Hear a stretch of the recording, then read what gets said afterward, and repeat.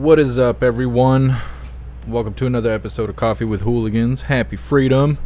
Appreciate you guys being here. We're going to read through the chats really quick. We're going to do the chats first. Then we're going to read through the schedule. Okay. Appreciate you guys being here. What's up, Awakened? Mr. Satan.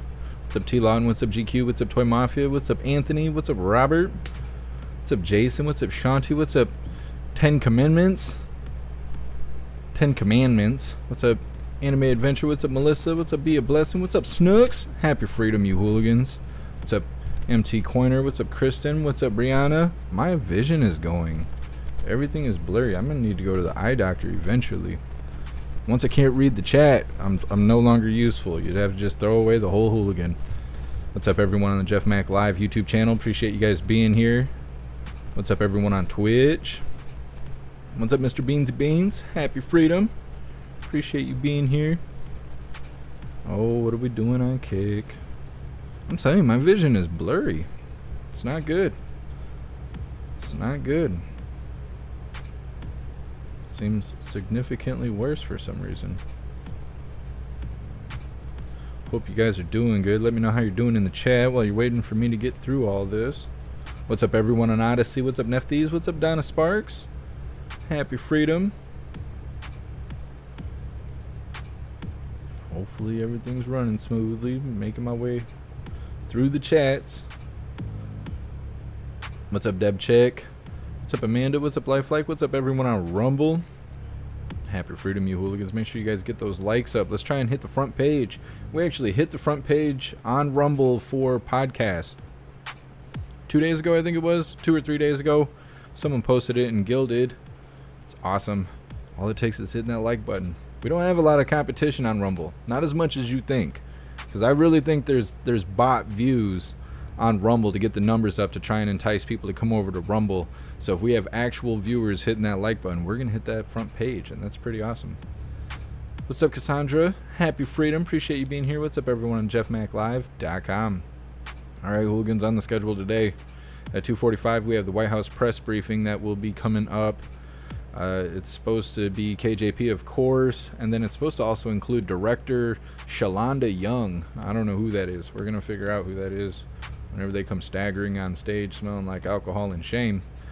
We'll be starting off this live with a video titled, "If You Speak on This, You're Labeled a Bigot." Talking about women who just want to compete with women in women's sports. I mean, does that make sense? I think it makes sense. I think we're going to be able to get away with it. We're going to try and show it. Hopefully nothing bad happens. It's hard to tell where the line is anymore on YouTube. Everything just seems off the table, so I don't know. Hopefully we'll get away with it. Then we have a video from yesterday that's titled, "Lululemon Employees Allegedly Fired for Trying to Stop Robbers." Apparently you're supposed to just let them come in and steal everything. If you interfere with it, you'll get fired. The video seems kind of like what you would expect, but working for retail stores and stuff. I believe it has to do with insurance. The reason they don't want you to stop people stealing stuff is because of insurance. I don't think they mentioned that in the video, but if you stop someone and they become injured, they can sue the store and make $1 million off a lawsuit instead of $1,000 and whatever they can carry out of the store. And I think that's the whole logic behind it, but it's still stupid. Then we have a video titled, "Elon Musk Lands in China for Tesla Talks." It says for Tesla talks, but then throughout the video, they just mention over and over again that they don't know why Elon's in China, but he is. I wonder if he can speak Chinese. I wonder if he can speak multiple languages. I just don't know those things. Then we have a video titled, "No Fatalities Expected After Iowa Building Collapses." That's a very short video with hardly any context, but it's all over the internet. Figure we'll cover it too. Then we have Arizona shooting spree, 4 dead, 1 injured in horrific shooting in Mesa, somewhere in Arizona, MESA, Arizona. Who knows? It sounds like chop when you say it like that. Then we have a video titled, "9 people, including 4 minors, shot in Hollywood Broadwalk in Miami." Then we'll be wrapping things up on the YouTube side of things with a video titled, "Tesla Crashes into Florida Homes." Guy flying 100 miles an hour, goes through a couple fences into the side of, I don't know if it's someone's house or just a retainer wall or something, smashes, totally totals The Tesla individual survived the crash, though. Then we have 3 videos for the alternative platforms, the non-YouTube platforms. One is titled "This Yet Another Utterly Incoherent Plan for California." In California, they're making this small car ferry switch over to non-coal or non-diesel. I can't remember what it is. This is a video from yesterday as well. I didn't show anything but Memorial Day stuff yesterday, so all the videos that I had scheduled I brought over to today. But what they're talking about is there's a car ferry that doesn't run on green energy, and they're being forced to run on green energy, I think, in the next 2 years or something like that. I can't exactly remember. We're going to find out. But the point of it is they don't have a way to do that. They don't have a way to run on green energy to do the trip that they're doing right now. They said in order for it to be converted into green energy is like $2.5 million or $2.5 billion to convert it, one ferry over, and they have 3 of them, and they're like, there's no way. I think it's $2.5 million to convert one over. They have 3 of them. They're like, there's no way. You're going to make us go out of business, and then you're not going to have a car ferry over here in California. Like, is that what you want?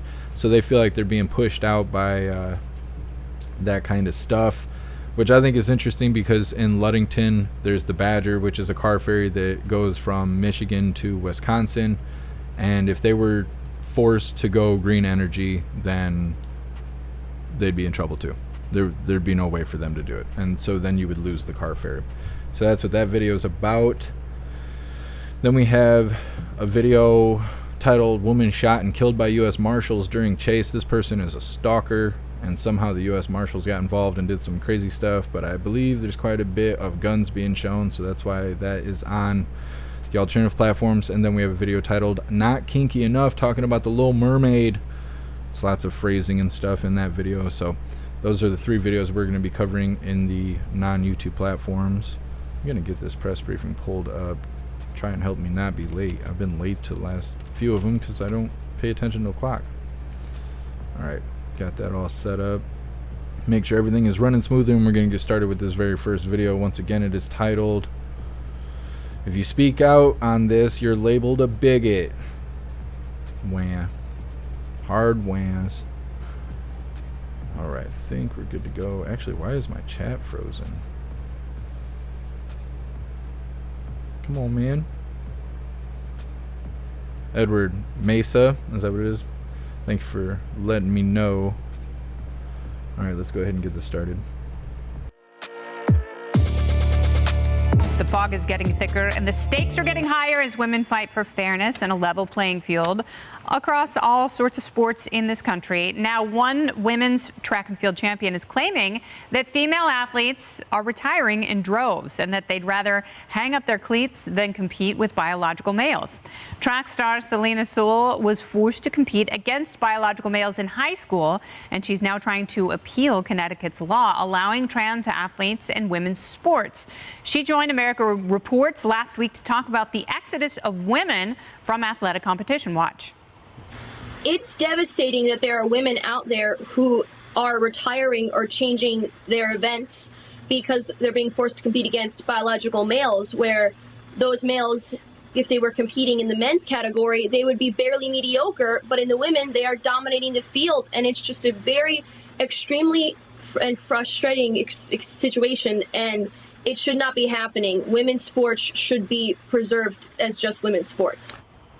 So, Tammy, how do you keep it fair? Because you obviously want fair competition. That is the point of anti-doping agencies, and making sure that every sport, every governing body has rules. But this is patently unfair. What do you do about it?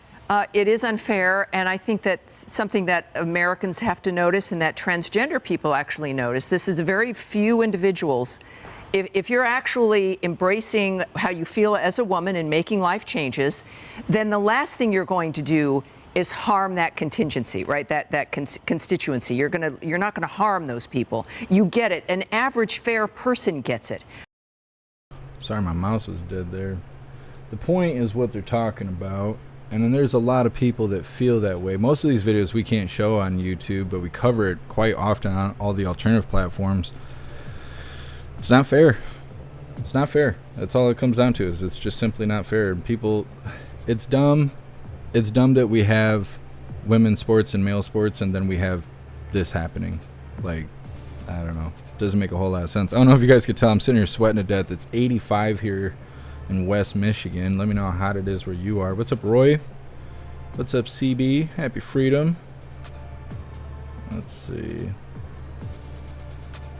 I agree, CB. I can't say that stuff out loud on YouTube, but I totally agree. There's a reason we have men's sports and women's sports. No reason to blur the lines now.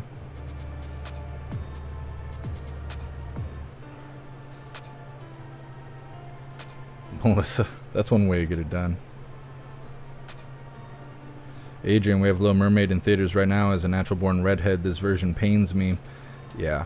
It's interesting because I see the advertisement on TikTok for the Little Mermaid and all the comments are bots. It's like the same comment posted thousands of times. Oh, it's a really good movie. And then you'll see actual people saying like, you guys changed it. I don't even want to go watch it now. It's not the same. Let's see. I appreciate being here, Adrian. Thank you so much, IB4, for gifting 10 memberships over on YouTube. Really appreciate you. Thank you. If you guys get a membership from IB4, make sure you thank them. That stuff is not free. Dragon Burrow, Elon speaks English. I don't know what Afrikaans. I don't know what that is. German, French, Spanish, and Mandarin Chinese. That is interesting. I figured. Usually people who have an IQ usually speak more in one language. Probably because they can obtain it easier. They can retain the information. Let's see. Just reading through really quick before we move forward. We have so much today that we're going to be racing a little bit. Thank you so much, Annette, for the $10 donation. I appreciate you. Thank you. You're so awesome. Let's see. Robert, if it blows chunks, I ain't seen it. I'm saying. I tell you guys every day, I do not watch TV. I don't watch new movies or anything like that because it's all political. Everything is political. Everything's got a political angle. Can't stand it. I just want to watch something creative and not worry about politics. It burns my brain. Let's see. What's up, T. Lawden? Happy freedom. What's up, Faded? It's only 80 here. Pennsylvania, but it's supposed to be 90 on Friday. That's too hot. It's too hot. I'm not even gonna be able to go outside. I have all my windows and doors closed just to try and keep the humidity out because the humidity just makes it unbearable. What's up, Tom Star? Happy freedom. What's up, Get Some?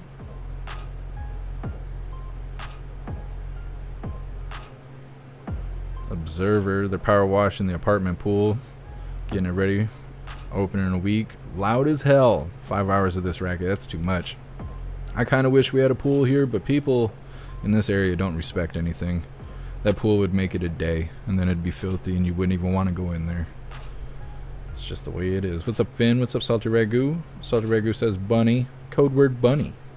What's up, Mr. Average? What's up, Sean?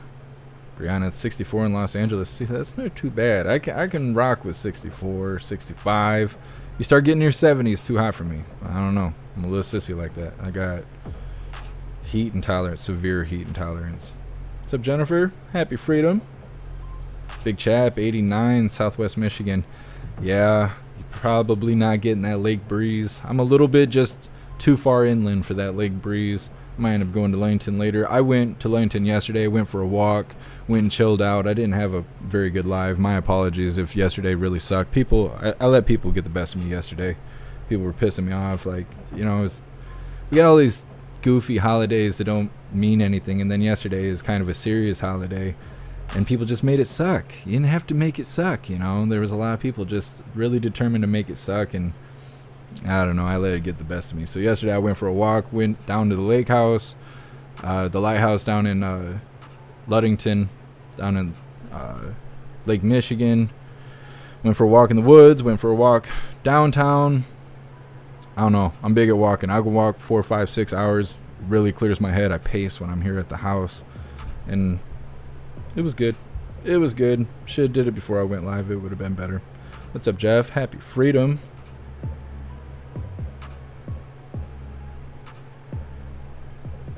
I don't know. I know there's a lot of people talking about the debt ceiling stuff. I don't know why there's so much theater about it. They came to an agreement or something, supposedly. Oh, what was it? Friday or Saturday? It was like over the weekend. They were like, oh, we came to an agreement, everything's great. And now they're like, well, we may not sign it. We may not let it go through. It's like, I don't know why there's so much theater. Get it done. I agree, Michael. If there's going to be shapeshifters, give them their own sports. Let them compete in their own category. Everybody else has their own category. Why not? Why try to infringe on what's already there? Trying to reinvent the wheel. I was talking with WMM. He was with me on my walk yesterday, even though he wasn't feeling that great. Hopefully he feels better today. But we were walking and we were talking about how there's all these different flags. We walked past a house that had different kinds of rainbow flags and stuff. And it was like, what is that for? Well, that's supposed to represent this specific community and da-da-da-da-da. Well, what's wrong with the bars and stars? You know, that represents all of us. Like, you want a flag for unity. You want a flag that talks about your community. What's wrong with the bars and stars? How come Old Glory just isn't the symbol for unity? That's all of us. No matter who you love or any of that kind of stuff, why not just use that flag? I just don't understand that. Having all those other flags is just a flag of division. Super Trump, it's a bad deal. Yeah, I don't know much about it. I just know they were struggling to come to an agreement, and then they said they did, and now they're saying it's not going to pass, and so I don't know a whole lot about it. It's all theater to me. What time is it? Yeah, watch the clock. Keep my eye on KJP. Melissa, more or less.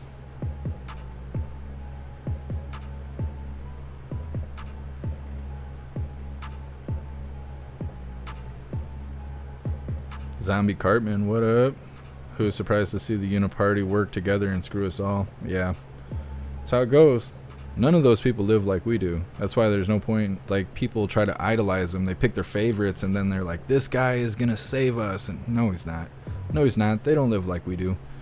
It's all theater.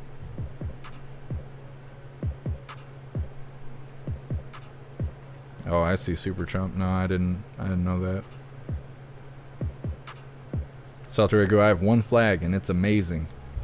You ain't got to brag about the hooligan flag like that. Salty Ragu, come on, man. You ain't doing all that bragging.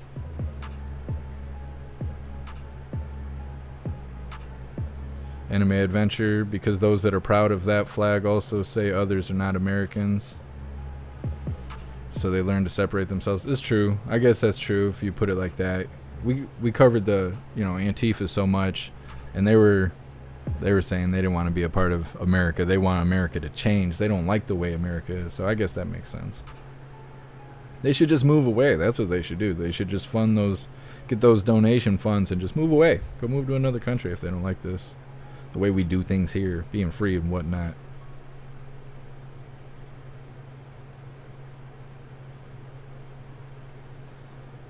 Let's see.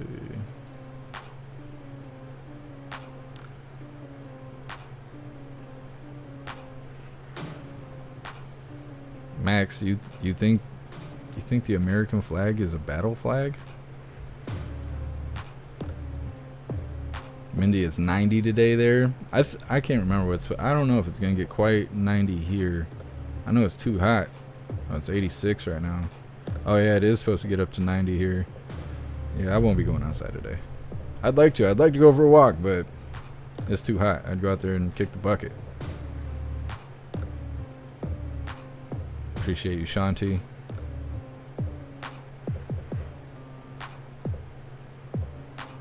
Tommy, Antifa's pretty much jobless losers. There's nothing to offer to this country. Well, they get all that funding, though, from their supporters, people that support their ideas.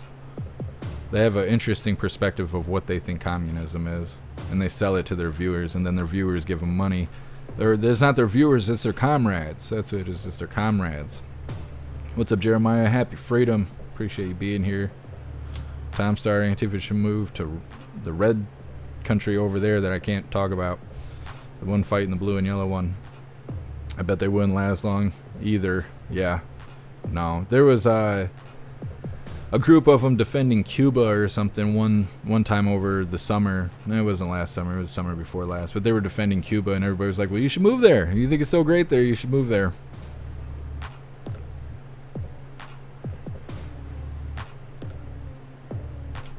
And that, yeah, I did see that. I can't cover that stuff because that last word in your sentence, I'm not allowed to say that and get your whole channel demonetized.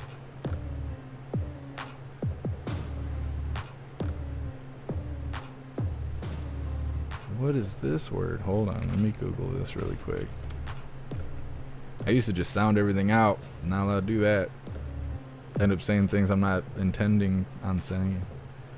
Somebody's username was something really bad. I didn't know it, and I said it out loud, and then I Googled it, and I was like, oh man, I'm so lucky that nobody caught that. Kristen, I don't know how to say that word, but that sounds right. That sounds right. Right about 60 degrees. That's right where I am. I mean, I'm the kind of person I could wear shorts at 40 degrees. I'm not so white that I wear shorts when there's like snow on the ground. I'm not that guy, but I can wear shorts until it's about 40 degrees, and then I might have to throw a hoodie on or something like that. Happy Freedom Wet Blanket, thanks for stopping in. I appreciate it. What's up, Crystal Blue? Oh, Klaus Daniels is here somewhere. He's hot. He's hot. I'm going to have to get him his own fan. He's hot today. He's like laying on his back, wide open.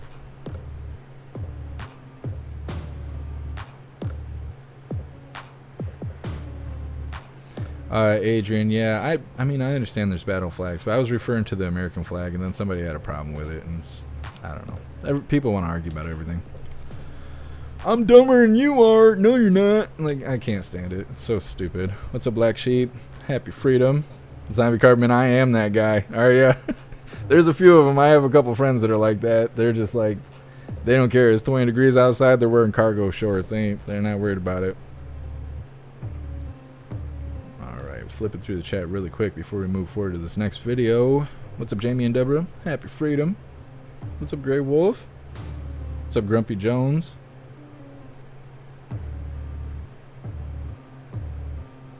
Salty Ragu over on Kick. Oh, we got a gift here. I assume it's from Donna Sparks. I received it a couple days ago, and I keep meaning to open it on the live, and I forgot. Now, considering the title on it says pets, I assume this is a gift for Klaus Daniels. I haven't opened it yet. We're going to see here in a second. Cassandra, it's raining where I'm at in California. That kind of sucks. I mean, unless you need the rain. Sometimes it's nice when it rains here. Gotta make sure I don't show this on the live. And other times it makes the humidity so bad that you feel like you're drowning above water. You gotta be careful what I'm showing here.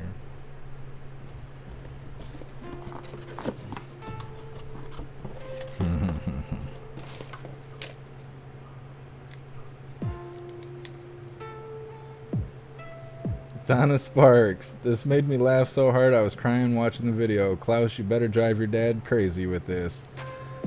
Oh man, what is this? Let's see what this is.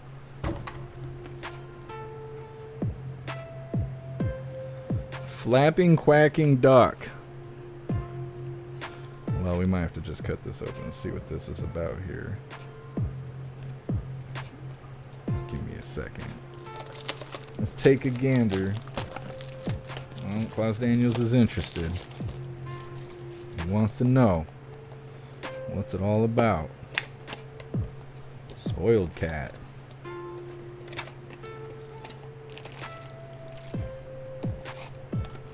Holy. All right. Oh my goodness.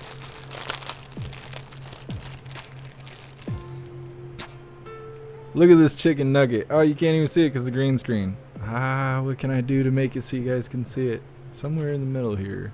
Boom. It's silly. Let's see what it does. Let's open this up. Okay. Apparently he moves around. I don't know if that'll focus. He moves around. Klaus Daniels, he's gonna be going ham over this. I don't know if it's got a charge. You gotta charge it up.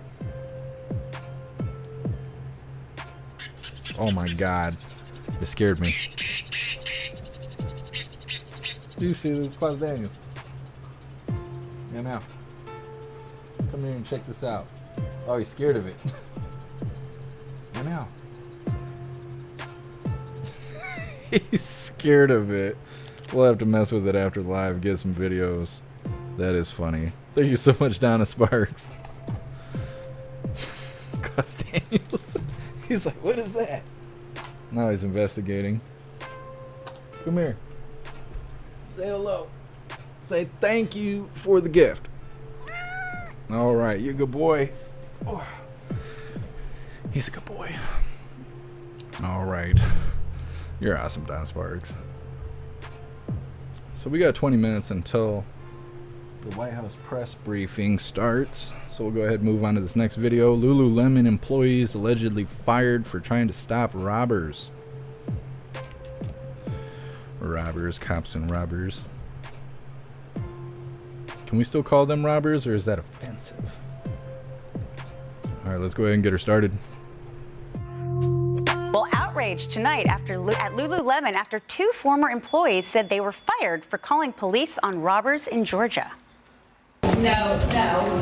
You can march back out. You can march back out.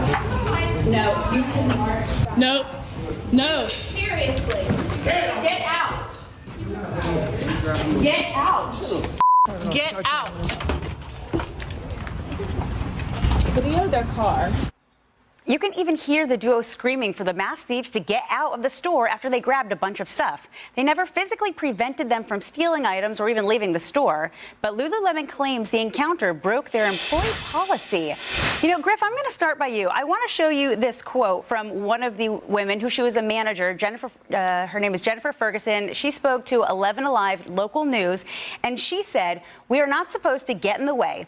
You kind of clear a path for whatever they're going to do, and then after it's over, you scan a QR code, and that's it. We've been told not to put it in any notes because that might scare other people. We're not supposed to call the police. We're not supposed to really even talk about it."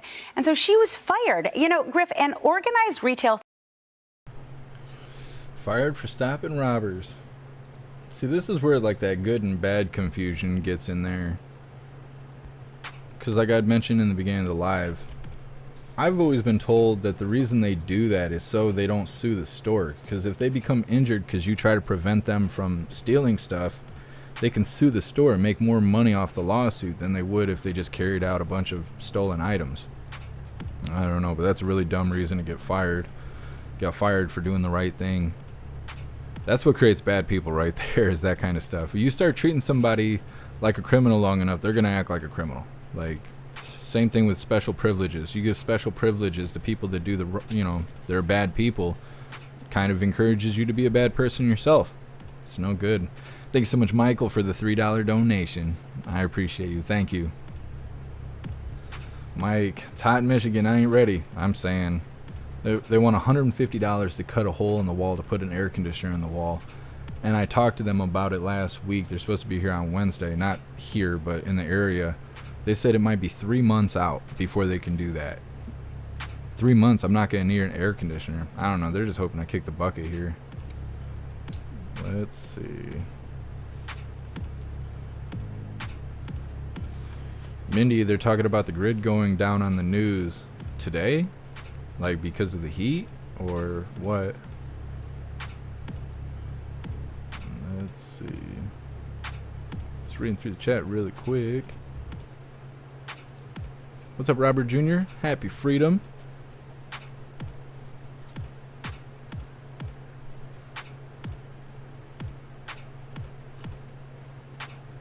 My vision is going so bad. What's up, Sawdog? Appreciate you being here. Yeah, and it is hot. It is hot. I think it's nationwide heat wave right now. What's up, Craig? Happy freedom. What's up, winning streak? Appreciate you being here. Snooks, I think that's now your new toy. It is neat. It's a neat little duck thing. I think Klaus Daniels was scared because I was holding it. He was worried I was getting attacked. He wasn't sure. I think that's what was going on. He's just a little scared.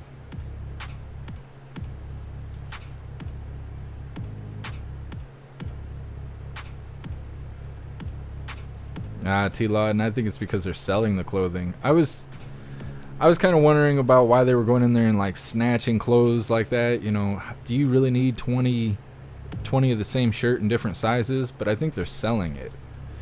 They mentioned in the video that store has been hit multiple times. So I think those people are in there just grabbing stuff to put it on eBay and sell it. What's up, Independent? Happy freedom.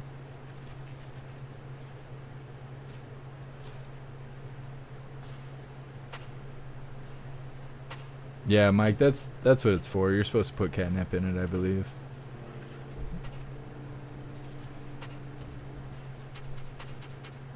Kevin, vigilante time. I am so surprised.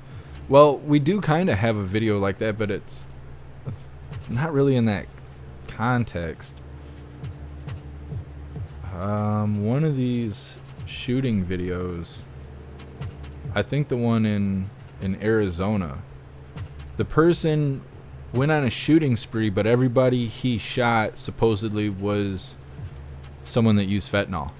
They thought that he was targeting homeless people, but then near the end they mentioned that every single person he shot had some sort of relation with fentanyl. So he was kind of smoking people that were on fentanyl, but it wasn't exactly a vigilante justice, I don't think. What's up, John Costello? Happy freedom. I'm doing all right. I hope you are too. It's incentivizing criminal activity. Yeah. Yep. If you're gonna steal stuff, they're just gonna let you get away with it. I mean, are police even investigating it? If they're selling stuff on eBay and whatever, wouldn't you think they'd be able to tell that it's stolen goods? But if, you know, the police aren't investigating, I guess no one's looking, right? What's up, Hydrodynamic? Happy freedom. What's up, JT3? I'm doing good. I hope you are as well. Hydrodynamic, no, Klaus isn't gonna bang the duck. He might rough it up. We'll see. He's very interested in it. He's sitting here staring at it on my desk.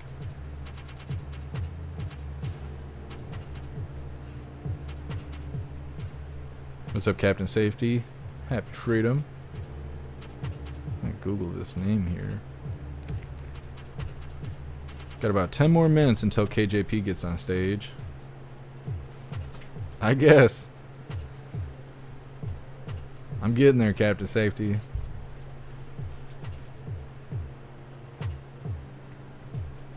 Win streak. Where's OSHA?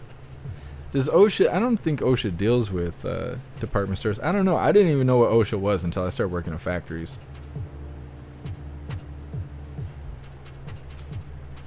What's up, Tree Herder? Happy freedom.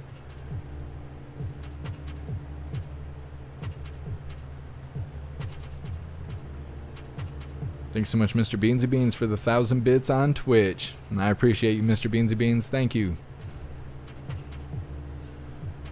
Flipping through the chats really quick.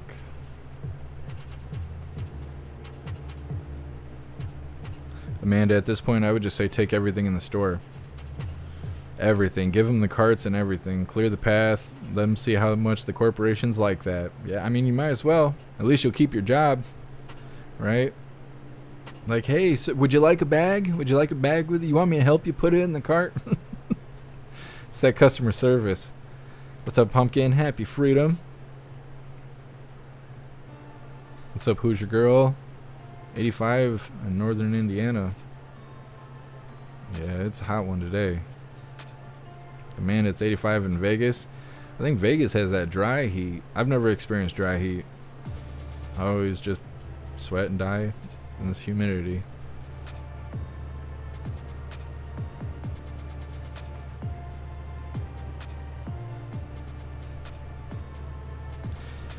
If you think about corporations allowing people to steal, then they're only charging prices to people that follow the law. Is that how that works? These prices are only if you're a good person. If you're a bad person, you'll get it for free. You're not going to go to jail. There's no consequences. No, no, no. You're a law-abiding citizen? Sorry, this is $80 a t-shirt.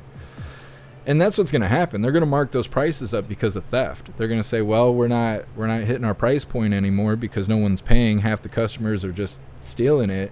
We're going to have to mark these items up. So when people do pay for it, then, you know, we still get compensated. Or maybe they're marking it down as a loss and they're writing it off on their taxes. They might be doing that. Well, they probably are doing that. Now that I think about it, they probably don't even care. They get to write it off on their taxes as a loss. What's up, Grateful Ed? Happy freedom. Crystal Blue, dry heat is still hot. I don't know. I've always been told that if you're in dry heat, it's got to be really hot before you start feeling it. I guess the big danger is that you don't realize you're sweating because it like evaporates because you're under that dry heat. So you have to stay hydrated. We used to debate it a lot on the live. What's up, Spirit Matter? Happy freedom. What's up, Kevin? Alright, so this next one's titled Elon lands in China for Tesla talks. Some of those Tesla talks.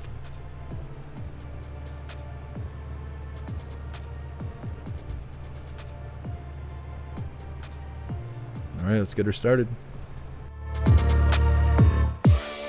Elon Musk has landed in China. His private jet was seen arriving in Beijing on Tuesday. There was no immediate confirmation the Tesla and Twitter boss was on board, but China's foreign minister later said he had met Musk for a discussion. The billionaire's plans in China aren't clear, but Reuters reported back in March that Musk was planning a visit and seeking a meeting with Premier Li Qiang. He's also expected to visit Tesla's factory in Shanghai. Officials in Beijing welcomed his arrival. 中方一向欢迎包括马斯克先生在内的 Foreign Ministry spokeswoman Mao Ning said China wanted to see foreign businesses deepen their presence there. The trip comes as Tesla faces intensifying competition from Chinese electric vehicle makers like BYD. There is also uncertainty around expansion plans for the Shanghai plant. Tesla has said it intends to boost output there by 450,000 vehicles per year. Another question is whether Chinese officials will approve the release of Tesla's advanced driver assistance features. That's part of the full self-driving software it sells in other markets for $15,000 per car. Elon out here making deals with China.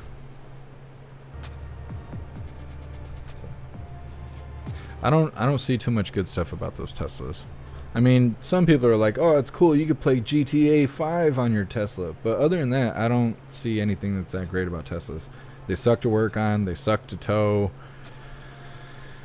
They have a lot of issues just as an EV on its own. I see a lot of videos about how it's put together kind of crappy. Everything just feels like cheap plastic inside the car. Hydrodynamic, no. I did not hear about a serial arsonist setting vehicles on fire. 53 of them. No, I did not see anything on that. That's crazy.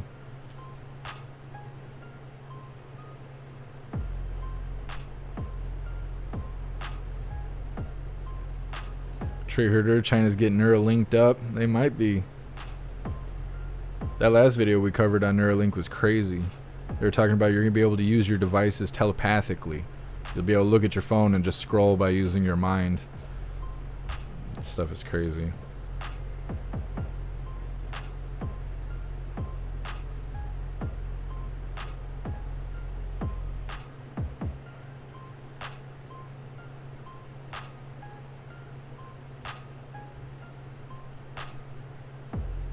Christy, I think some places are having it stolen on purpose, then reselling the clothing, profit off of insurance and resell.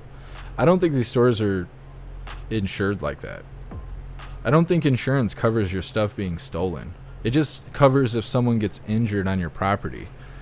They just get to write it off on their taxes. So on their taxes, they can say, I paid this much for an item, but I didn't get paid for it, and I don't have the item because it was stolen. So they get to write it off as a loss. The business paid that money, but they didn't make money off of it, so it's a loss. So on their taxes, if they owed $10,000 and they lost $1,000 of merchandise, they only owe $9,000 now because they took $1,000 in loss. Now, if they do that and they resell the items, then whatever they make from that resale, they would have to either not claim taxes on it, which is illegal after $600, or pay taxes on the back end, but I don't think insurance companies are paying for like stolen clothes and stuff like that. Most of the time it's just liability insurance. Hydrodynamic, they got him in custody, but it took them like 2 weeks to find. After 2 weeks, he almost got away with it. I'm surprised they found him after that long. Probably because the amount of damage.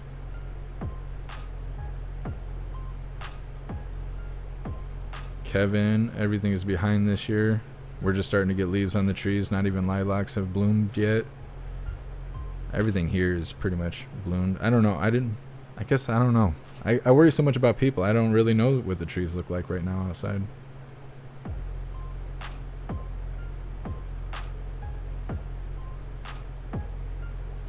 Jesus, Girth, I wish I could do stuff like that. If I crack my back at this point, I'd probably become a paraplegic. My back is messed up. I think it's just from sitting in this chair so much. But I don't know. Last time I cracked my back, I think it was in high school.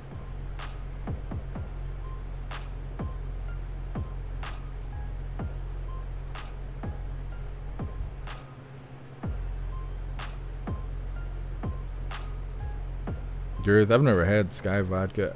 I can't drink a lot of clear liquor. It makes me sick. It just messes my stomach up. Mr. Beansy Beans, Bud Light sales on Memorial Day took huge losses. When I went to Walmart, there was Bud Light everywhere. It was everywhere. It was in the center of the aisle. It was on the end of the aisles. It was like on pallets. It was near the front of the store. It was everywhere. It's like, man, you couldn't give away a complimentary Bud Light now. That stuff is demonized.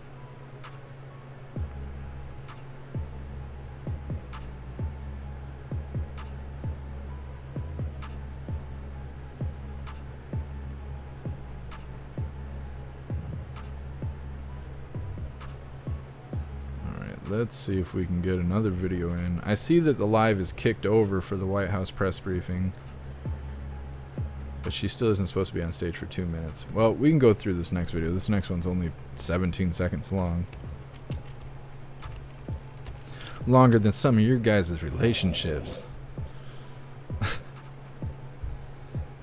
I really don't know much about this. All I see is this video over and over again. I'm sure all of you guys have seen it already.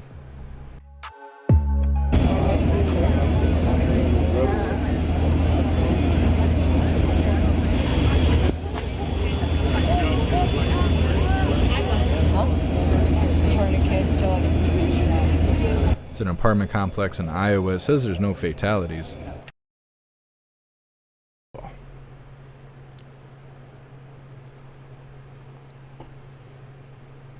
Melissa, they had 12 packs for $1.97. That's crazy. That's a deal. What's up, FinTech? Happy freedom.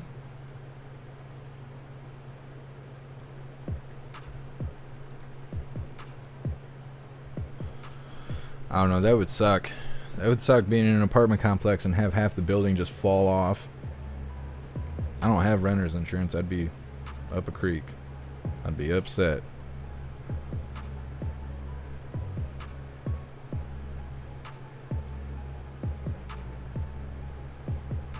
Let's see if KJP is ready to go. What's up, Rasta? Happy freedom. What's up, Electric Hammer? Appreciate you being here. Cassandra, Teslas suck for road trips. You have to keep charging them. I bet. I wonder how the charging stations are as far as finding them. I'm trying to think. I think we only got 2 or 3 of them near Ludington. I don't know. They're definitely not advertised like gas stations are, like all the lights and signs. It's just, it looks like an abandoned parking lot with vacuum cleaners in it. That's what it looks like. I imagine any minute now KJP will be walking out on stage. Let me see. Well, we can cover this next one, I suppose. Tesla crashes into Florida homes. This one's only 2 minutes long. And this is all that's Hold up.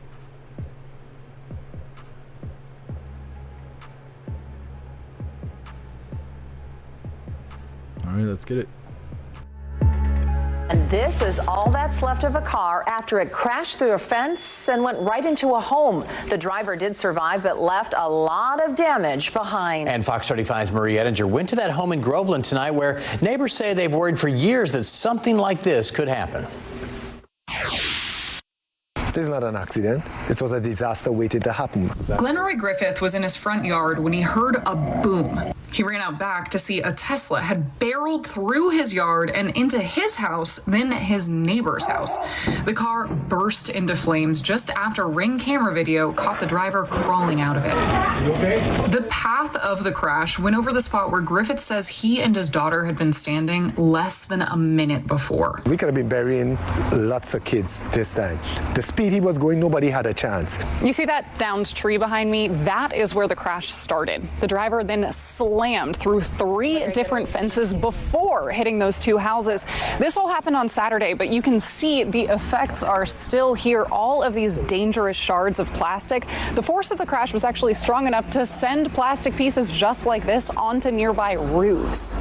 The car was a Tesla Model S. That's a $100,000 vehicle that can go 0 to 60 in under 2 seconds. Griffith thinks the driver was going even faster than that when he crashed. I was a paramedic for 30 years. I race bicycles semi-pro. I have a good idea of speed. It looks like our fence just exploded. Brittany Raynante, whose property was also damaged in the crash, says she's seen the same Tesla speeding through the neighborhood and running stop signs before. And there's a big group, and they have all been trying in this neighborhood to get the speed tables up. They've had no luck so far, and now Griffith alone is facing $60,000 or more in damage to his home. This is not an accident. This is totally from my perspective, reckless endangerment. You have total disregard to life, people, and even yourself.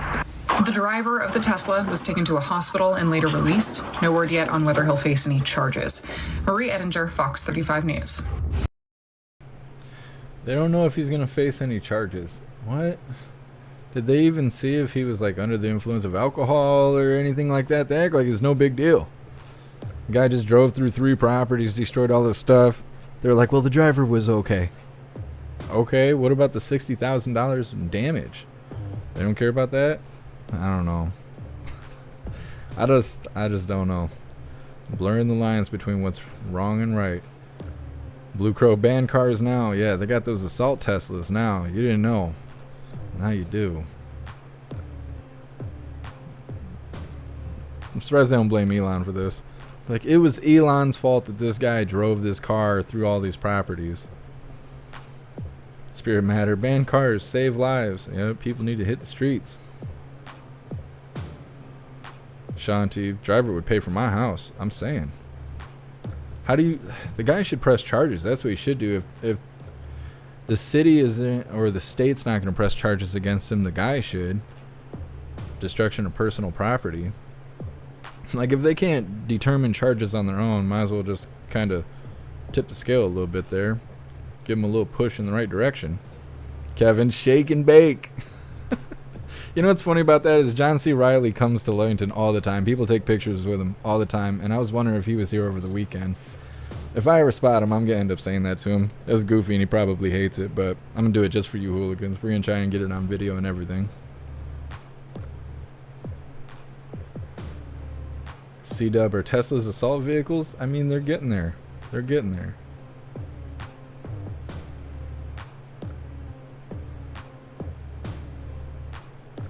Tree herder, if you're not first, you're last. That guy was first, all right.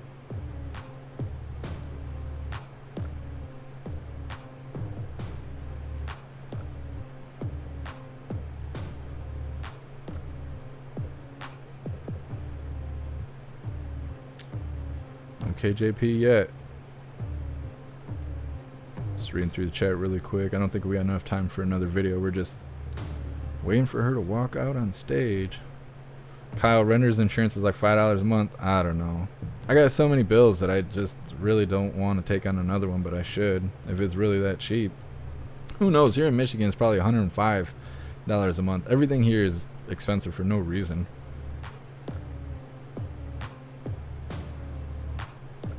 Thank you so much, Michael, for the $2 donation. I appreciate you. Thank you. YouTube put a banner up. Celebrate the first super chat from Michael. That's awesome. Getting some acknowledgement there, Michael. I appreciate you. What's up, Salty Sabbath? Happy freedom. Christy, it's the house's fault. It was in the way. Yeah, that's what the protesters would say. Tom, it's a shame that Walter's promoting EVs. Well, he's not just promoting, he's trying to ban gas vehicles.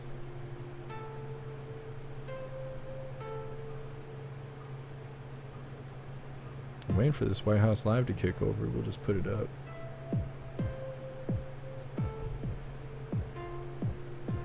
Whenever she decides to step out on stage here, we'll be ready.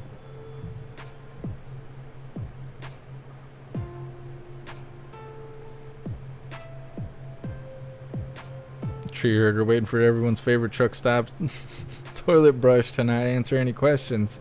Yeah, for real. Goes $5 a month. Lies. Yeah, I don't know.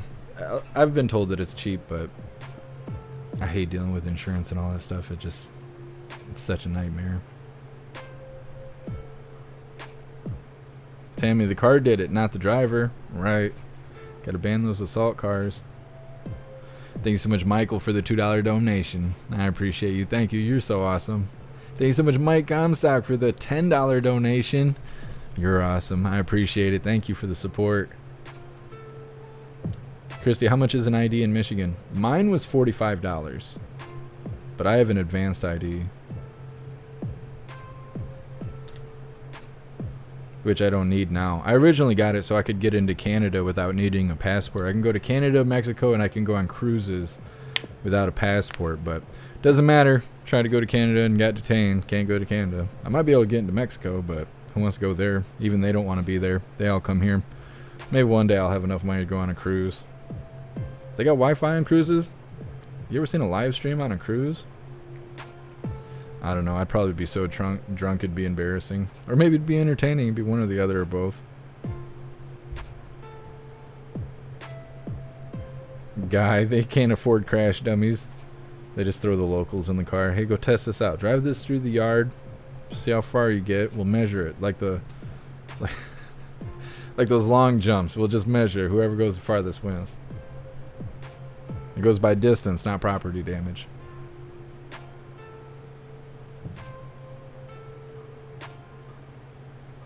Matt, Portland is banning the sale of diesel fuel.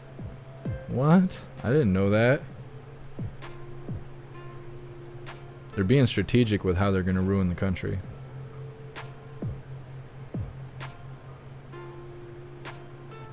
Thank you so much, Annette, for the $10 donation. I appreciate you. Thank you so much. What's up, Coin Dragon? You weren't on the wrong channel. It's just the secret channel. But I appreciate you stopping at both.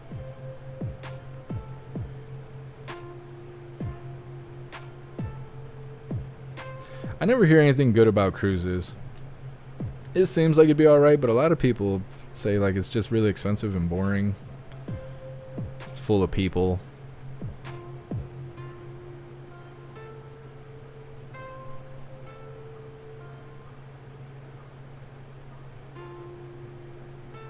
What's up, Soul for Real? Happy freedom. What's up, 2 Ruby Shoes? Grey Wolf, Ohio driver's license is $45. Yeah.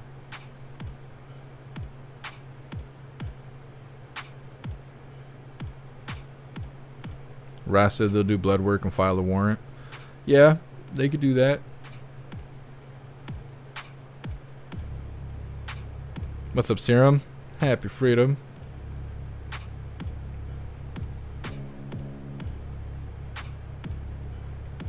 Electric Hammer, come down to Galveston.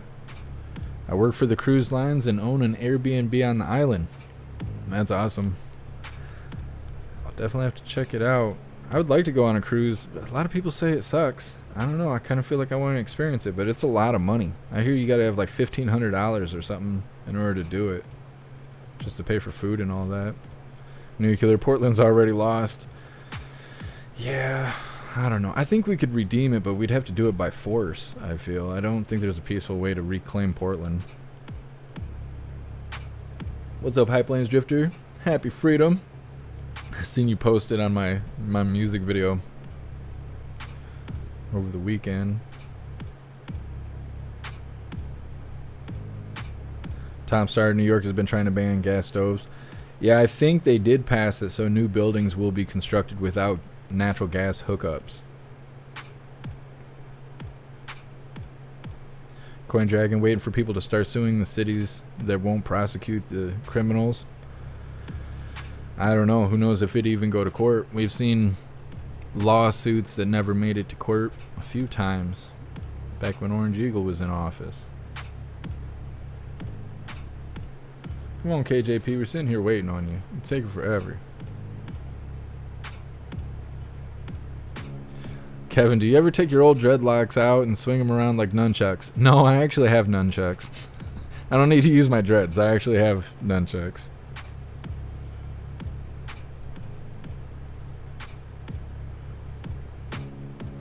Just in case. I got all kinds of stuff. I got nunchucks. I got swords. I got a little, you know, you gotta be prepared. You never know what's gonna happen. You gotta be proficient with something that doesn't take ammunition, because you could always run out of ammunition.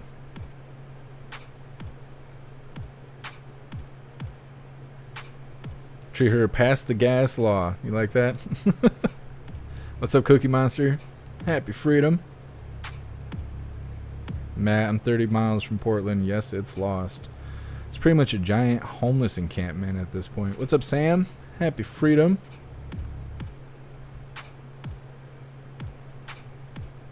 Melissa, I quit Frontier because they were having outages and got what? Optimum. Oh, I've never heard of Optimum, but they buffer constantly. All tech sucks. I had Frontier and I was paying twice as much as I am now for like 3 megabyte upload or download. It was 3 megabyte download. Like now I have like a 400 megabyte download. Yeah, I don't know how Frontier is even in business. Yeah, hydrodynamic, all them freedom seeds. Robert, my sister and her husband are going to Mexico again this year. They've taken the Mexican cruise a few times. The Mexico cruise. That's cool. See, I also wonder if I'd be sick being on a boat. I worry about that too. Pay all that money, be all excited, get on the boat, get sick, and just spend the whole time laying down. I don't know. That's kind of how my luck goes too. What's up, Debacles? Happy freedom. MAGA tsunami boycott Target. Yeah. We started this live with a video on Target. No, it wasn't. It was on Female Sports. Do we have one on the schedule? I know I saw one today. Oh, I must have just seen it. Must not have made the schedule. Well, if she doesn't get on stage in the next 2 minutes, we're just going to move past it and we'll try again later. What's up, Cecil? Happy freedom. What's up, Garlic Press? I have Ziply. I've never heard of that either. Now you're making me wonder who I even have. Spectrum. Thanks so much, Mr. Beansy Beans, for the 100 bits on Twitch. I appreciate you. Thank you. Maybe she's rehearsing her lies. She might be. Flipping through the pages right now.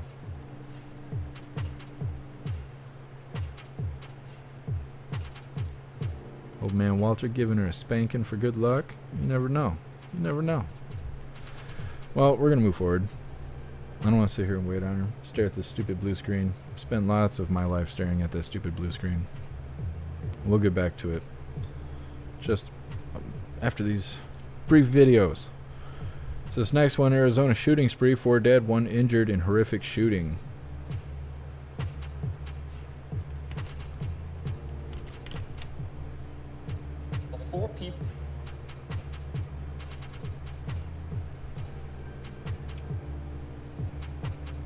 All right, let's get it. 4 people are dead and another is injured after a string of shootings in Arizona over the weekend. Police arrested a suspect, but other details, including a motive, now still remain unclear. Let's talk about this even further with Fox 10 Phoenix investigative reporter Justin Lum. He's standing by for us now.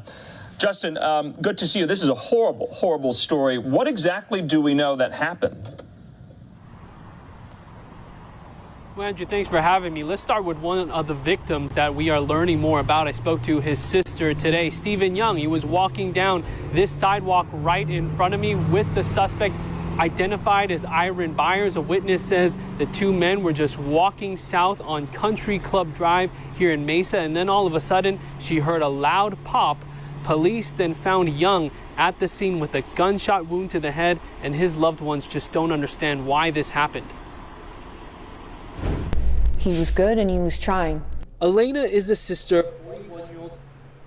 All right, she finally is coming out on stage. We'll continue that video afterwards. I don't like being late on the press briefing because then people show up and then they leave because they think it's not live. You know me, I try to make everyone happy. Don't you worry, we'll go back to that video and we'll get it covered. Just trying to do right by everybody. What's up, Patriots Art? You just gotta have a slingshot. Thought about getting a rock sling. Yeah. I know I want to get one of those, like, all metal handled slingshots, those, like, industrial ones. I got strong little hands. I don't want to break it. Thank you so much, Sam, for gifting 5 memberships over on YouTube. I appreciate you, Sam. Thank you. Tree herder, dab with me. I can. I'm working. If you guys get one of those gifted memberships from Sam, make sure you thank him. That stuff is not free. Crackshot Chlorine is there? No, she ain't. That would be awesome. She should go. That would be awesome. It would be good content, but I'd also be like kind of proud of her because, you know, she went from running a live that only had 2 people watching to the White House. White House, they call it something, corresponded or something like that. Oh, and we got Peter there. Heck yeah. Come on, KJP. Come staggering out. Smelling like whiskey and bad decisions. Happy for him, so for real. Hydrodynamic, thinking about learning how to crochet. That's alright. Ain't nothing wrong with that. I opened a pack of Pokemon cards the other day because I like collecting Pokemon cards. Who am I to hate on somebody for wanting to crochet?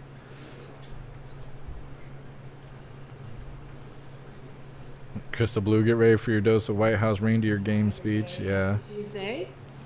Hope everyone had a restful Memorial Day, an observant one as well.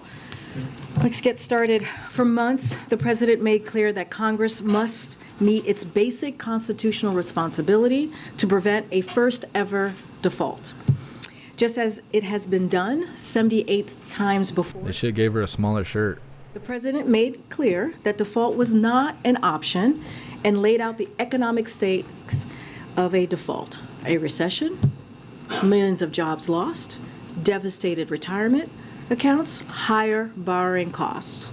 And the president said from the beginning that he would negotiate with Republicans on a budget just like it has been done every year. He directed his team to work in good faith toward a reasonable bipartisan agreement. This agreement will do the following: protect Democrats' historic legislative accomplishments, including the Inflation Reduction Act, PACT Act, CHIPS Act, and the bipartisan infrastructure law. Protect the economic gains we've made, 12.7 million jobs and the lowest unemployment rate in 54 years.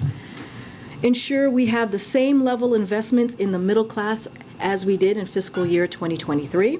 Protect healthcare and not push people into poverty. Block devastating cuts to law enforcement, public safety, and education as well. Negotiations require give and take. No one gets everything that they want. That's how divided government works. But the president successfully protected core Democratic priorities and the historic economic progress that we have made over the last 2 years. Now, the House and the Senate, it's up to them. They must pass this bill so that the president can sign it into law. and so that we can continue to build on those very historic economic progress that I just list out. We've made under this president's leadership. And so over the past 2 years, as I have stated as well as you've heard us lay out as well before. Now, without further ado, I have the OMB Director, the Director Office of Management and Budget, Shalonda Young. Director Young is here, and she's happy to take your questions. And thank you for all of the work that you've done these past 2 weeks, or several weeks. I will see my child again. And I do have a small confession to make. I'm also out of clean clothes after this last couple of weeks. So I think I ran into Annie Linsky with Wall Street Journal and Lauren Egan with Politico as they saw me trekking back to get some clothes to wear with you here today, because I don't have time to do laundry or take anything to the dry cleaner. So that's about how my last 2 weeks have gone. But as you know, the President and the Speaker, Speaker McCarthy, reached a reasonable bipartisan agreement over the weekend. As someone who had the pleasure of negotiating this as a part of a great team, I can assure you that this was no easy task to get here. But what was on the line for the American people was real. I know I breathed a little easier. I called my parents, told them to breathe a little easier. That a deal had been reached, and that's what this was all about. It's an agreement that not only prevents the first ever default in this country, but it will protect our hard-earned and historic economic recovery. It will protect our legislative achievements, including the legislation that is creating good jobs in this country. And it's protecting critical programs that millions of Americans count on, that you've heard me repeatedly talk about. I want to be clear. This agreement represents a compromise, which means no one gets everything that they want, and hard choices had to be made. Negotiations require give and take. That's the responsibility of governing. For months, the President made clear, and you may have heard me say this once or twice, that Congress must take action to prevent default. And from the beginning, he said he would negotiate Republican leadership on a budget framework, and that will allow the appropriations process to proceed under regular order, just like we do every year. The bipartisan budget agreement that we've reached protects key legislative accomplishments from the past 2 years, including the Bipartisan Infrastructure Law, the CHIPS and Science Act, the PACT Act, and the Inflation Reduction Act's Clean Energy Corporate Minimum Tax and prescription drug provisions. It protects programs millions of hardworking families count on. It protects Social Security, Medicare, Medicaid, the Affordable Care Act, safeguarding health insurance for millions of Americans. It fully funds veterans' medical care, including mandatory funding for the PACT Act's Toxic Exposure Fund at the levels the President proposed in his fiscal year 24 budget. And it protects critical public health funding from being clawed back to prepare for future pandemics and possible COVID-19 surges. This agreement is now with the United States House and then on to the Senate, and we strongly urge both chambers to pass the bill and send it to the President's desk. And with that, I'm all yours. Phil, who just came back from Beyonce from Paris. You did not. It was great. It was my wife's 40th birthday present. It's not bad. I have feelings right now.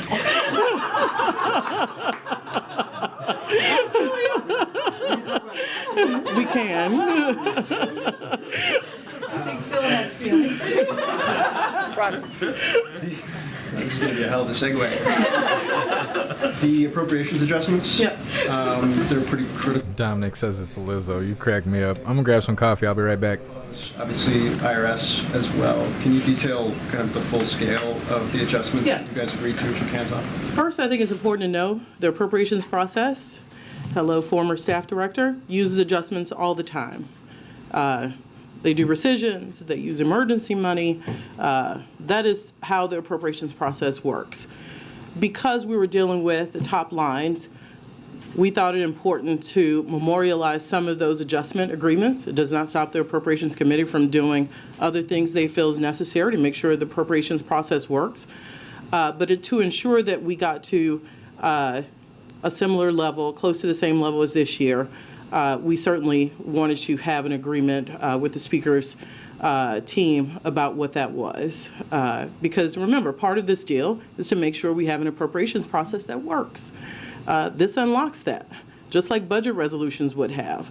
So now we're setting top line here, and when the appropriation committee works, you will see them use $22 billion of the COVID relief rescissions, which were taken in this bill. The appropriators will use some of that money to spread around how they see fit. We didn't get into the individual line items in this bill.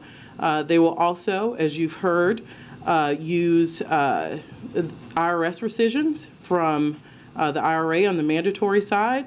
Again, we don't dictate how, but they will rescind $10 billion both years, and they will then use that to be reinvested into non-defense discretionary. They will also use other rescissions that the appropriators will decide the mix of, but we agreed on the levels that they could be higher, $10 billion higher than last year, and the appropriators will use that. And building on the emergencies used in December, the appropriators will use about $23 billion in emergencies for 24 and 25. And then can I just ask real quick, do you have an understanding of how many votes Republicans will provide in the House to get this over the finish line? I don't remember. I moved over here. We're going to let the Speaker work with his conference.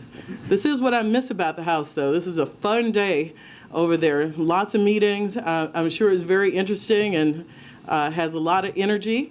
But we're going to leave that to them to work out the votes. We know we talk to them in good faith. They talk to us in good faith. But now it's their chance to talk to their members. We from here are making sure members know what's in this bill. Education, education, education. But look, I know a lot of members of Congress. What you don't do is call and tell them what to do. You educate. You say, let me know what you need to know, what's in this bill, how it's written, how it's going to be implemented, and we're here to answer you.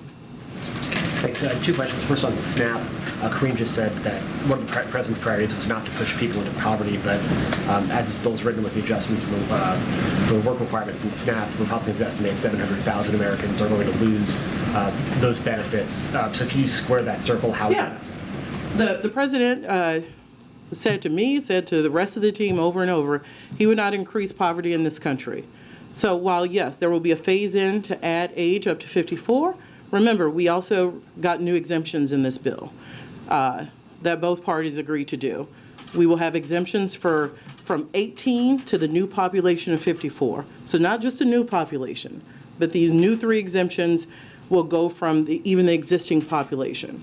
So some people who have these requirements now will no longer, if they're homeless, if they're veterans, if they're foster youth aged out of the system up to 24. So the analysis is being finalized, but we believe those who are off of those requirements because of those exemptions will be about the same number as those who are phased in on age. And you have to remember this. This entire change is sunset in 2030 to give Congress a chance to see how the new exemptions work and how the new ages work. And they can opine in a future farm bill if these changes have made a difference in the SNAP program. But do you know how many individuals would go off the program right now, off government assistance right now, who are not eligible for those? So we think it's about the same number. I don't want to give you a number until the analysis about USDA is done, but the range is about what you said, but it's also the same range of people who will take advantage and who qualify for the new exemptions. So those numbers are going to be very close to each other, meaning a wash in those affected who go on and who are phased on over years, and those who come off of the requirements. Just on a different topic real quick, can you explain a little bit how the Mountain Valley pipeline made it into this bill? Was it at the White House's request? Obviously, it's been a Senator Manchin's priority here, but he wasn't in the negotiation. So how did it make the agreement? Well, I believe what you're talking about is part of the permitting piece. We all thought permitting would be a part of this package. We all have an interest to make sure these projects move faster. I talked about the bipartisan infrastructure law. One of the things we're focused on here is what can we do to get that money out faster, to ensure that these projects really happen in an expedient manner. That's why we've been for permitting. And the project you talk about is part of the permitting piece that we knew would be in the final legislation. Thank you so much, Shalana, for doing this. The chair of the Progressive Caucus says that it's really unfortunate that you are, expanding the work requirements for this particular age group. She says it's a terrible policy. I know that you've been working the phones, speaking to a number of members of, I assume, the Progressive Caucus, trying to convince them that this is good policy. Is she right about that this is bad policy? Look, I won't get into individual member opinions because I think I told Phil or someone else, my job is to tell members what's in the bill. You get into trouble when you try to tell members what their opinion is. Every member should have whatever opinion. Our job is to say, this is what's in the bill. This is how some of the worst things Republicans wanted were mitigated. And by the way, you heard me answer on SNAP. There's a very real possibility when we see the numbers that the number who are phased in, who have new requirements on SNAP, is offset by the number who will now be covered under the new exemptions. And then I heard what you're saying about Mountain Valley Pipeline and about permitting, but this is one project that takes up about 25 pages of a 99-page bill. Why was it so important to spend so much time on this one project? I think we've been clear about our position on permitting. We worked with senators to try to get permitting done last year. We will continue to get more permitting. This was a small piece. It was a start of a longer process that both parties know we have to do, especially to get clean energy projects going. And I don't think it's a surprise to anyone that permitting was a key part of a compromise piece that both parties know we got a little done here, but we'll need to get more done later.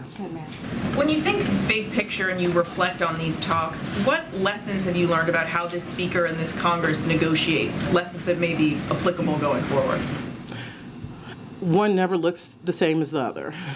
I've done this a few times. They end different every time. They feel different every time. Going in and thinking there was a formula is the wrong thing to do.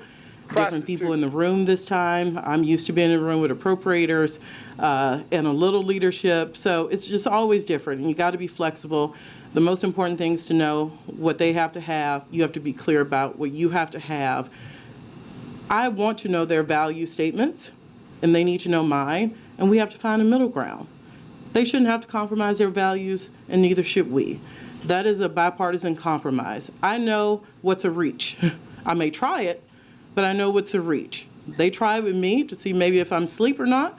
But at the end of the day, we both have to find a way to protect each other's core principles, like not increasing people going into poverty in this country.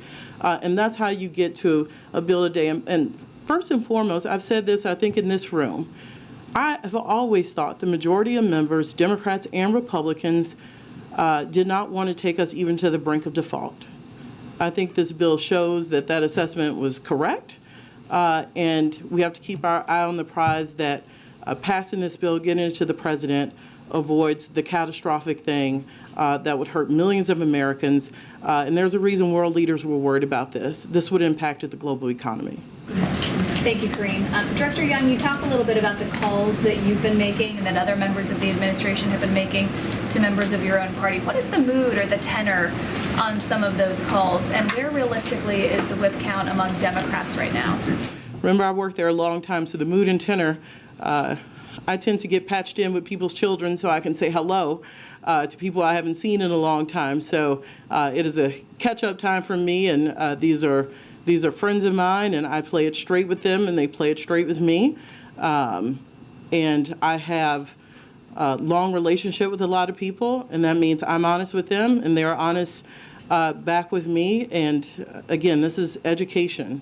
I play it straight with folks. They will make their own determination, and it's incumbent upon us to make sure they know every single detail in those 99 pages. Leader Jeffries said that Republicans had pledged 150 votes. Is that still the case, and can Democrats provide 70? I'll let them figure that part out. All I know is when you enter into good faith negotiations, You don't negotiate to see a bill posted. You negotiate to make sure it gets to the president's desk, and we'll fulfill our part when it gets to the president's desk.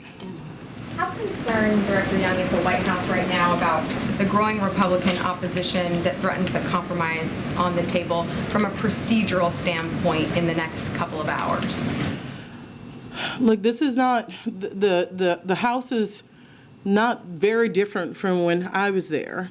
You have to have some faith in the governing majority, which I do, because I have a lot of respect for members on both sides of the aisle, to do what's best for the American people, and that is not some Pollyannish thing. I know them, and I've always thought we could get here if we let the extreme go away. Like a lot of the things in the Republican bill just were non-starters. I get it, but we just cannot do that, and they know that.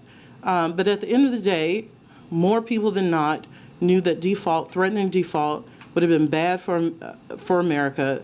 The 12 million jobs added, record low unemployment, undoubtedly, that would have been wiped out almost immediately, and that would have been unacceptable.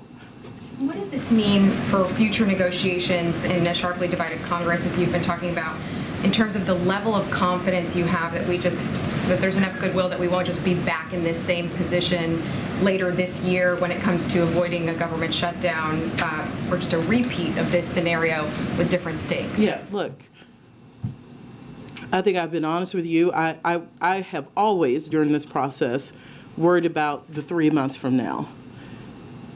And I represented that. Whatever these top lines were, they had to allow an appropriations process to at least try. We couldn't do things that were so draconian that we knew we'd be back here. I love them. Those are some of my old offices I got to sit in, but I also like seeing my child. And we don't have to do these things where we make the American people very nervous, even though we know we're going to get there. So one of the goals here was like, let's try not to do this again. Let's set up a top-line regime that allows the appropriators a fighting chance, because it's hard even in unified government to get all 12 bills done. And I think we reached the sweet spot in this agreement to give the appropriators the tools they need to get started, get that appropriations process unlocked, and have a fighting chance to get bills done by October 1st. Go ahead, Steve. Is there a mechanism for increasing defense spending if that is deemed necessary? They would have to change any of these numbers in the caps, you would have to go amend this bill. So if you spend, the idea of caps is if you spend more than them, they're sequestered. To change defense or non-defense, one would have to change this law. Good, Ken.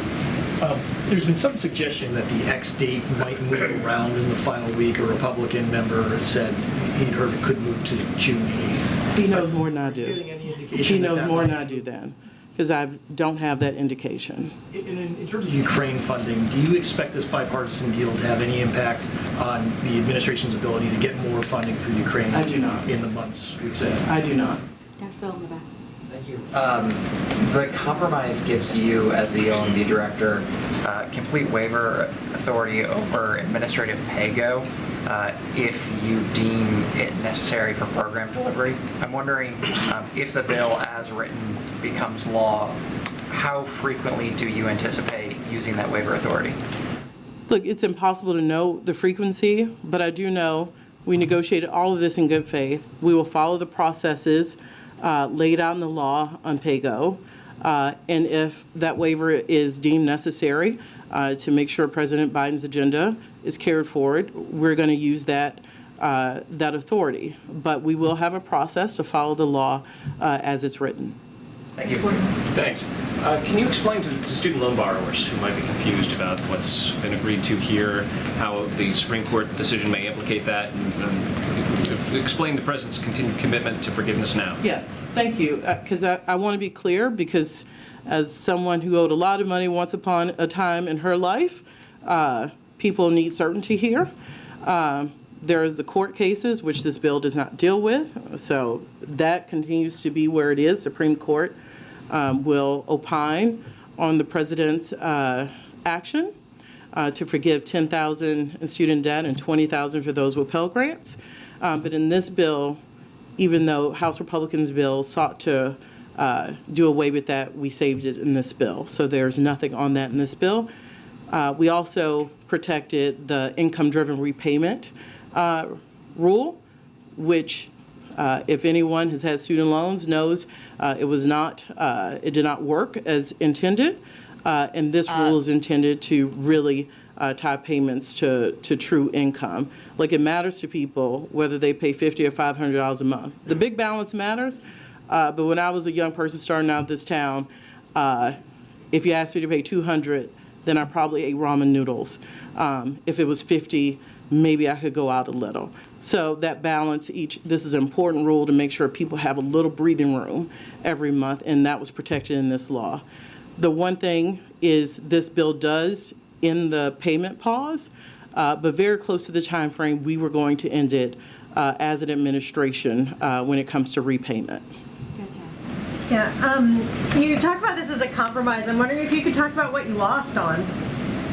Look, when the American people win and we avoid default, she ain't got no answer for that. Accounts are not in flux, and the global economy is not crashing. I'm going to call that a win every day. Individual people have issues with different parts of the bill. You've heard some of your colleagues bring up concerns that some members have. I have to look at what was our ultimate goal. If she protested more, she'd be healthier. This is what happens in divided government. They get to have an opinion, and we get to have an opinion. And all things equal, I think this compromise agreement is reasonable for both sides. And that's what we sought. Protect the American people from the worst possible outcome, first ever default. Allow Republicans to have some curbing. She keeps looking around the room to see if anyone believes her. And we move on and get an appropriations process that works. And I think that's a good middle ground. Good, just one more.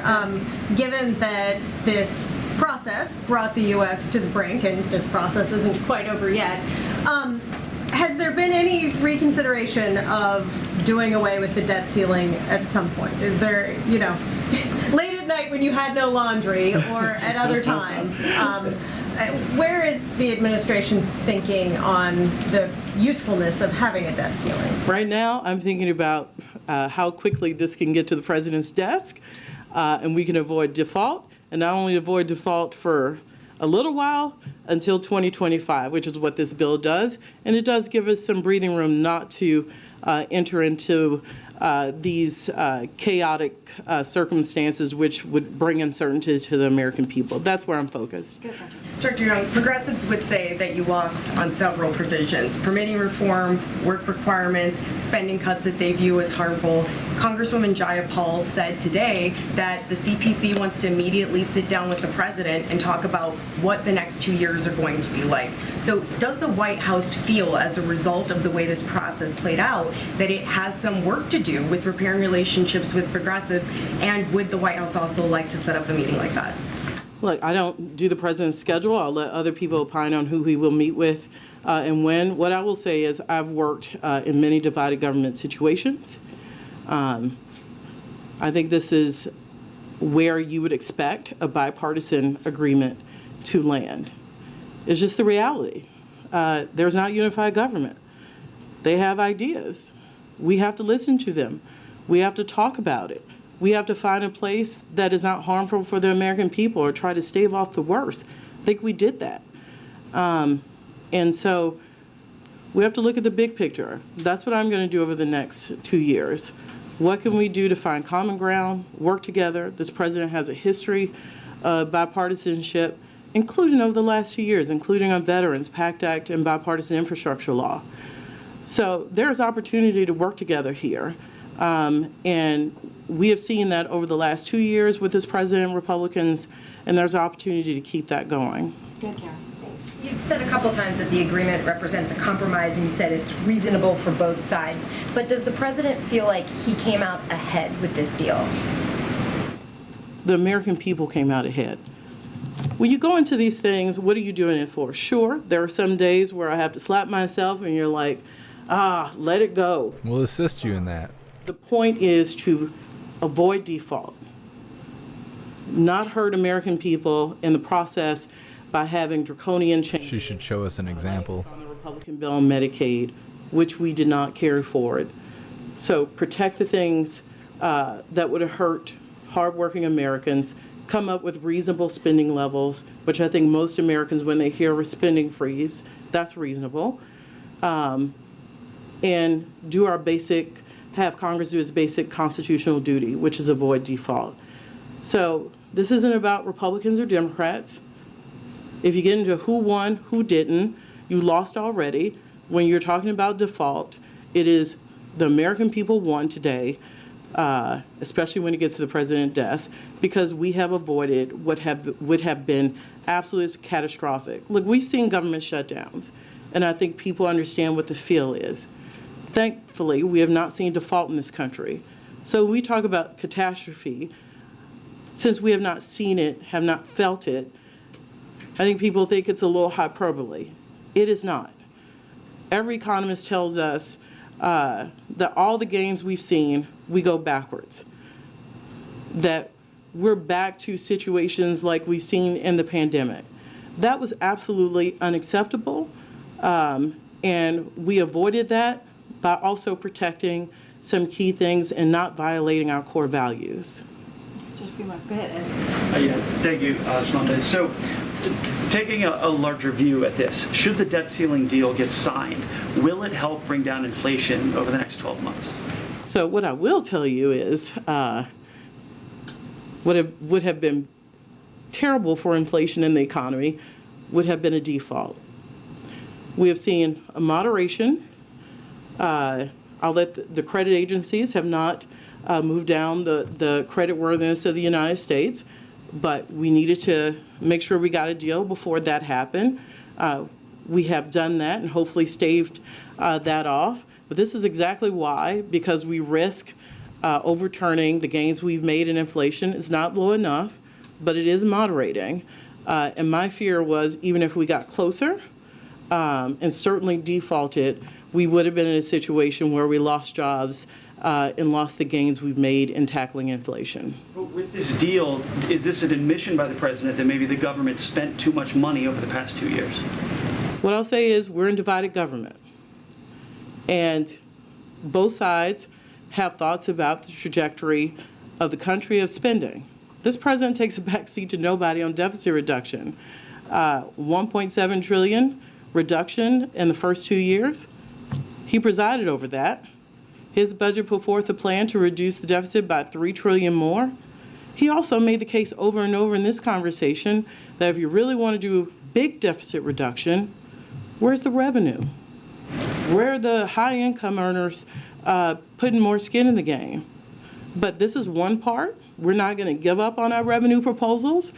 So while this will change the trajectory of spending, when you see the CBO, when we all see the CBO report, when it comes out, where we really need to make headway is on our revenue proposals, which has long-lasting deficit reduction abilities and just structural change to change the unfairness in the tax system. Most of that 1.7 trillion that went off for the first 2 years was COVID spending that ran off, and the CBO says the deficit actually will increase. Next year it's 1.7, it was 1.4 this year, 1.7 next year, and then up to 2 point something in 10 years. Well, that assumes this president did not preside over getting COVID under control, that it was an accident, that he managed a vaccine program that was highly successful. Had we not done that, what additional measures would we have needed to ensure that more Americans did not die needlessly from the COVID pandemic? So I get the argument. You didn't need COVID spending anymore, so you shouldn't take credit for deficit reduction. Well, he got it under control.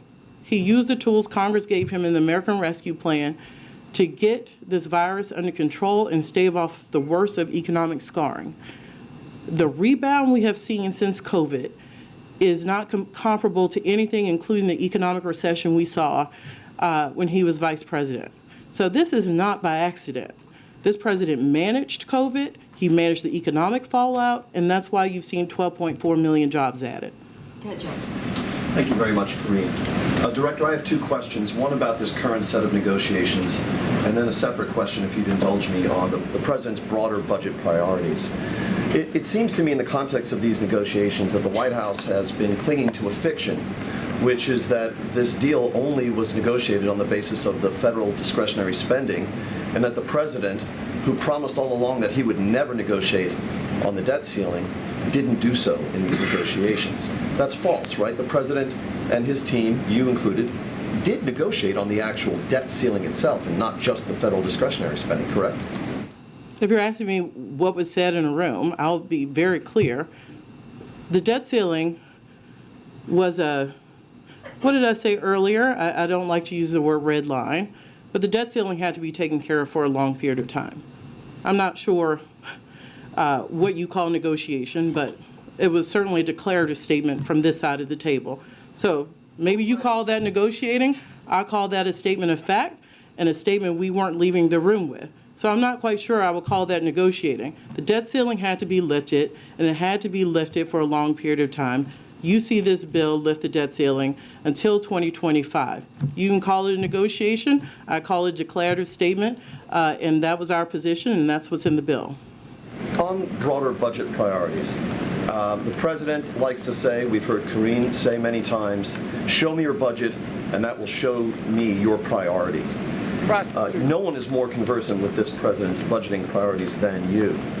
Based on the budgets he's put together so far as president, would it be accurate to say that President Biden has been governing from the center, or would it be more accurate to say, as Republicans would, that he's been governing from the far left? The president does his own politics. I'm his O&B director. What I will say is that his budgets absolutely show who he values. And it is working families in this country, it is the middle class in this country. This is a president who has put out a tax fairness system in all of his budgets. This isn't a new thing. This is the third budget this president has put out. The third time he has said the tax system in this country is not fair, and he means it. That's why you've seen billionaire minimum tax proposals. That's why you've seen him call for the corporate minimum rate to go up to 28.6%. It is not fair to ask working families in this country to bear the brunt. And by the way, that's not real deficit reduction. We have to have a fair tax system in this country. This president has put forth 3 budgets that have been very clear about his priorities there. And again, we're not going to give up on those. We're going to keep pushing on those. Okay, last question. Thank you.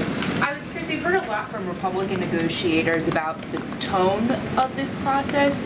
I was curious what your takeaway was on the tone of the conversations and where you felt like the toughest sticking points were. And when you walk away from this, is there anything you haven't gotten done that's going to be the next highest priority for you? Look, it was professional. You had people who've done this a long time in the room, certainly with the great team I had to work with. This is a full administration push to make sure this happened. We knew the risk of default if we did not find an agreement here.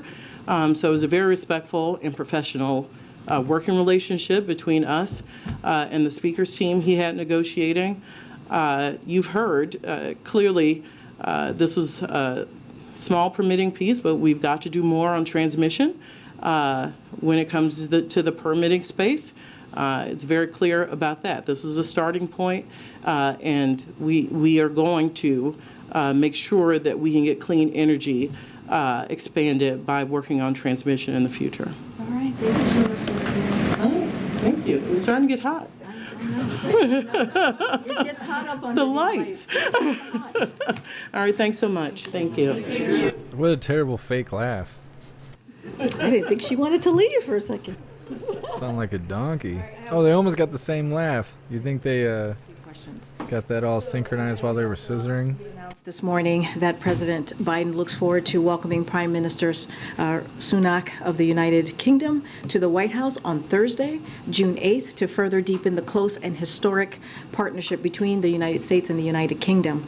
The two leaders saw each other most recently, as you all know, in Hiroshima at the G7, and they have met several times this year, including Belfast in April and San Diego in March as well.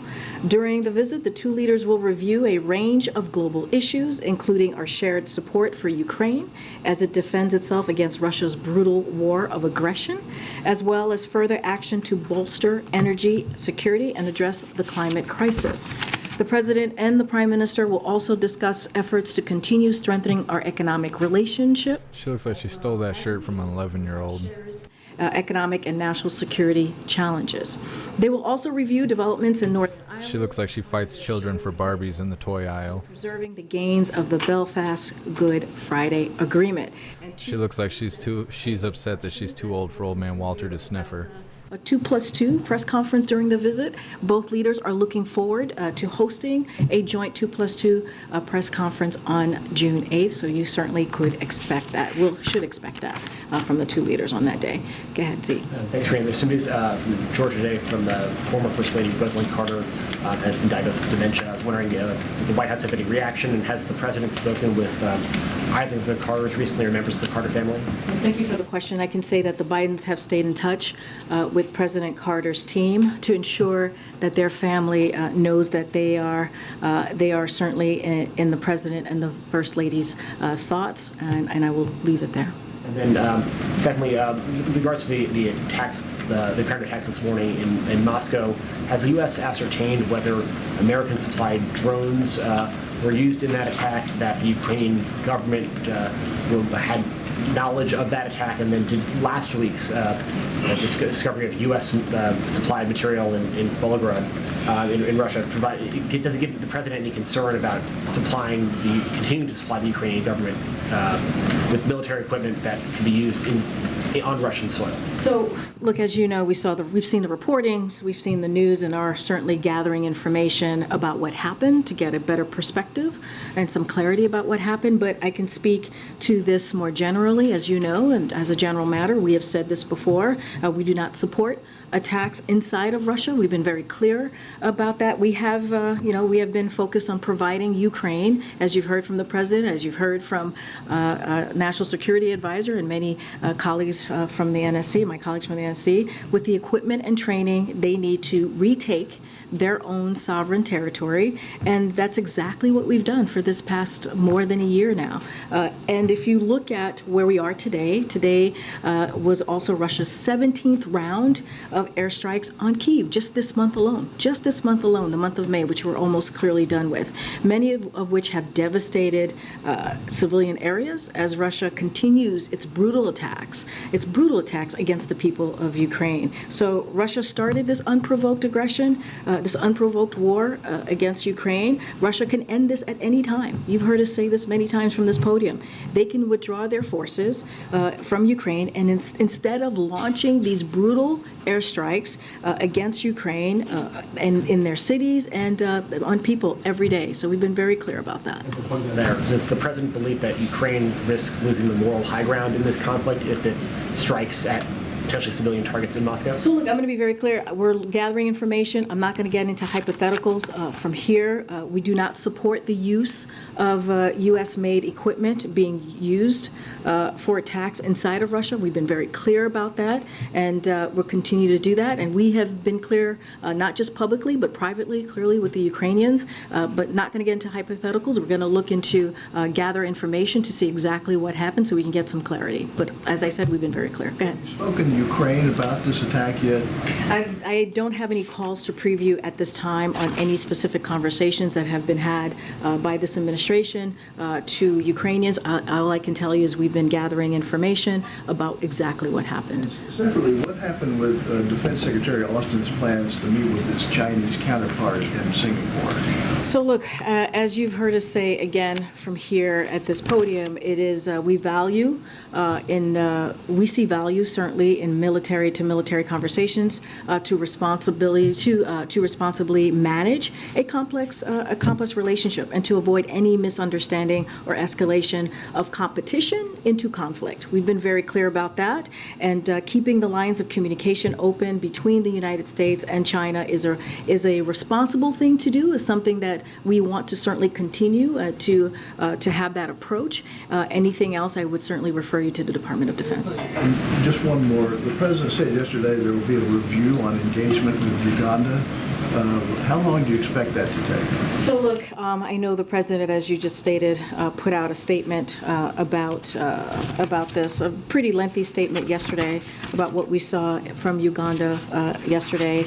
The enactment of Uganda's Anti-Homosexuality Act is a tragic violation of human rights, of universal human rights, one that is that one is not worthy, to be clear, of the Ugandan people, and one that jeopardizes the prospects of critical economic growth for the entire country. So look, this certainly endangers or poised, the dangers of poise by this democratic backsliding are a threat to everyone residing in Uganda, including the U.S. government personnel, the staff of our implementing partners, tourists, members of the business community, and others.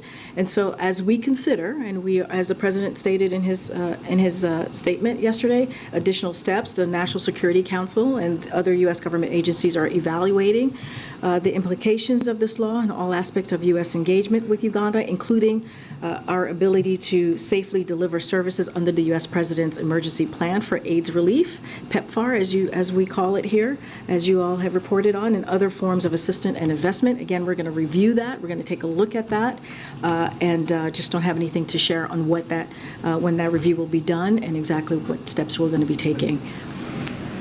Just thanks for blowing me up. I know, but I have a question for you. What's your favorite Beyonce song? There's too many to list on camera. Smart answer. Smart answer. That's what I was saying. Following up on Steve's question about the request for a meeting between Secretary Austin and his Chinese counterpart, is the administration aware of anything that the Chinese want to try and open this line of communication? Where do things stand in terms of if there's a pathway forward, or if this is just the reality from here on out? So look, I don't have any. That's something for clearly the PRC to answer to. What I can say is we understand the importance, and we have been very clear about this for several months, about keeping the lines of communication open between the United States and China. And so we believe, again, it's the most responsible thing to do. And as you know, most recently, the National Security Advisor, Jake Sullivan, had a lengthy conversation with his counterpart about meaningful step forward as we think about the relationship, the U.S. relationship with China. And so that is important. Those lines of communication certainly have been open and continue to happen. But look, military conversation is obviously critical as we managed, as I mentioned moments ago, this really complex relationship that we have. And again, to avoid any misunderstandings or certainly avoid what we see as competition into conflict. So we're going to continue to certainly have that approach, but any specifics that leads to that has to deal with the Department of Defense, certainly I would refer you to my colleagues there. Thanks, Corinne. So there are now some 50 amendments and counting that have been proposed in the House when it comes to the budget debt bill. Is the White House position that this bill needs to pass as is? Are you open to some amendments depending on what they are? So look, what I can say is we have a short limited of time here, as we know from the Treasury's letter on when default can happen, which is June 5th. With the budget agreement, we've been very clear. We think this is a bipartisan, reasonable budget agreement that the two sides certainly have come together, and that clearly Speaker McCarthy supports and the President support.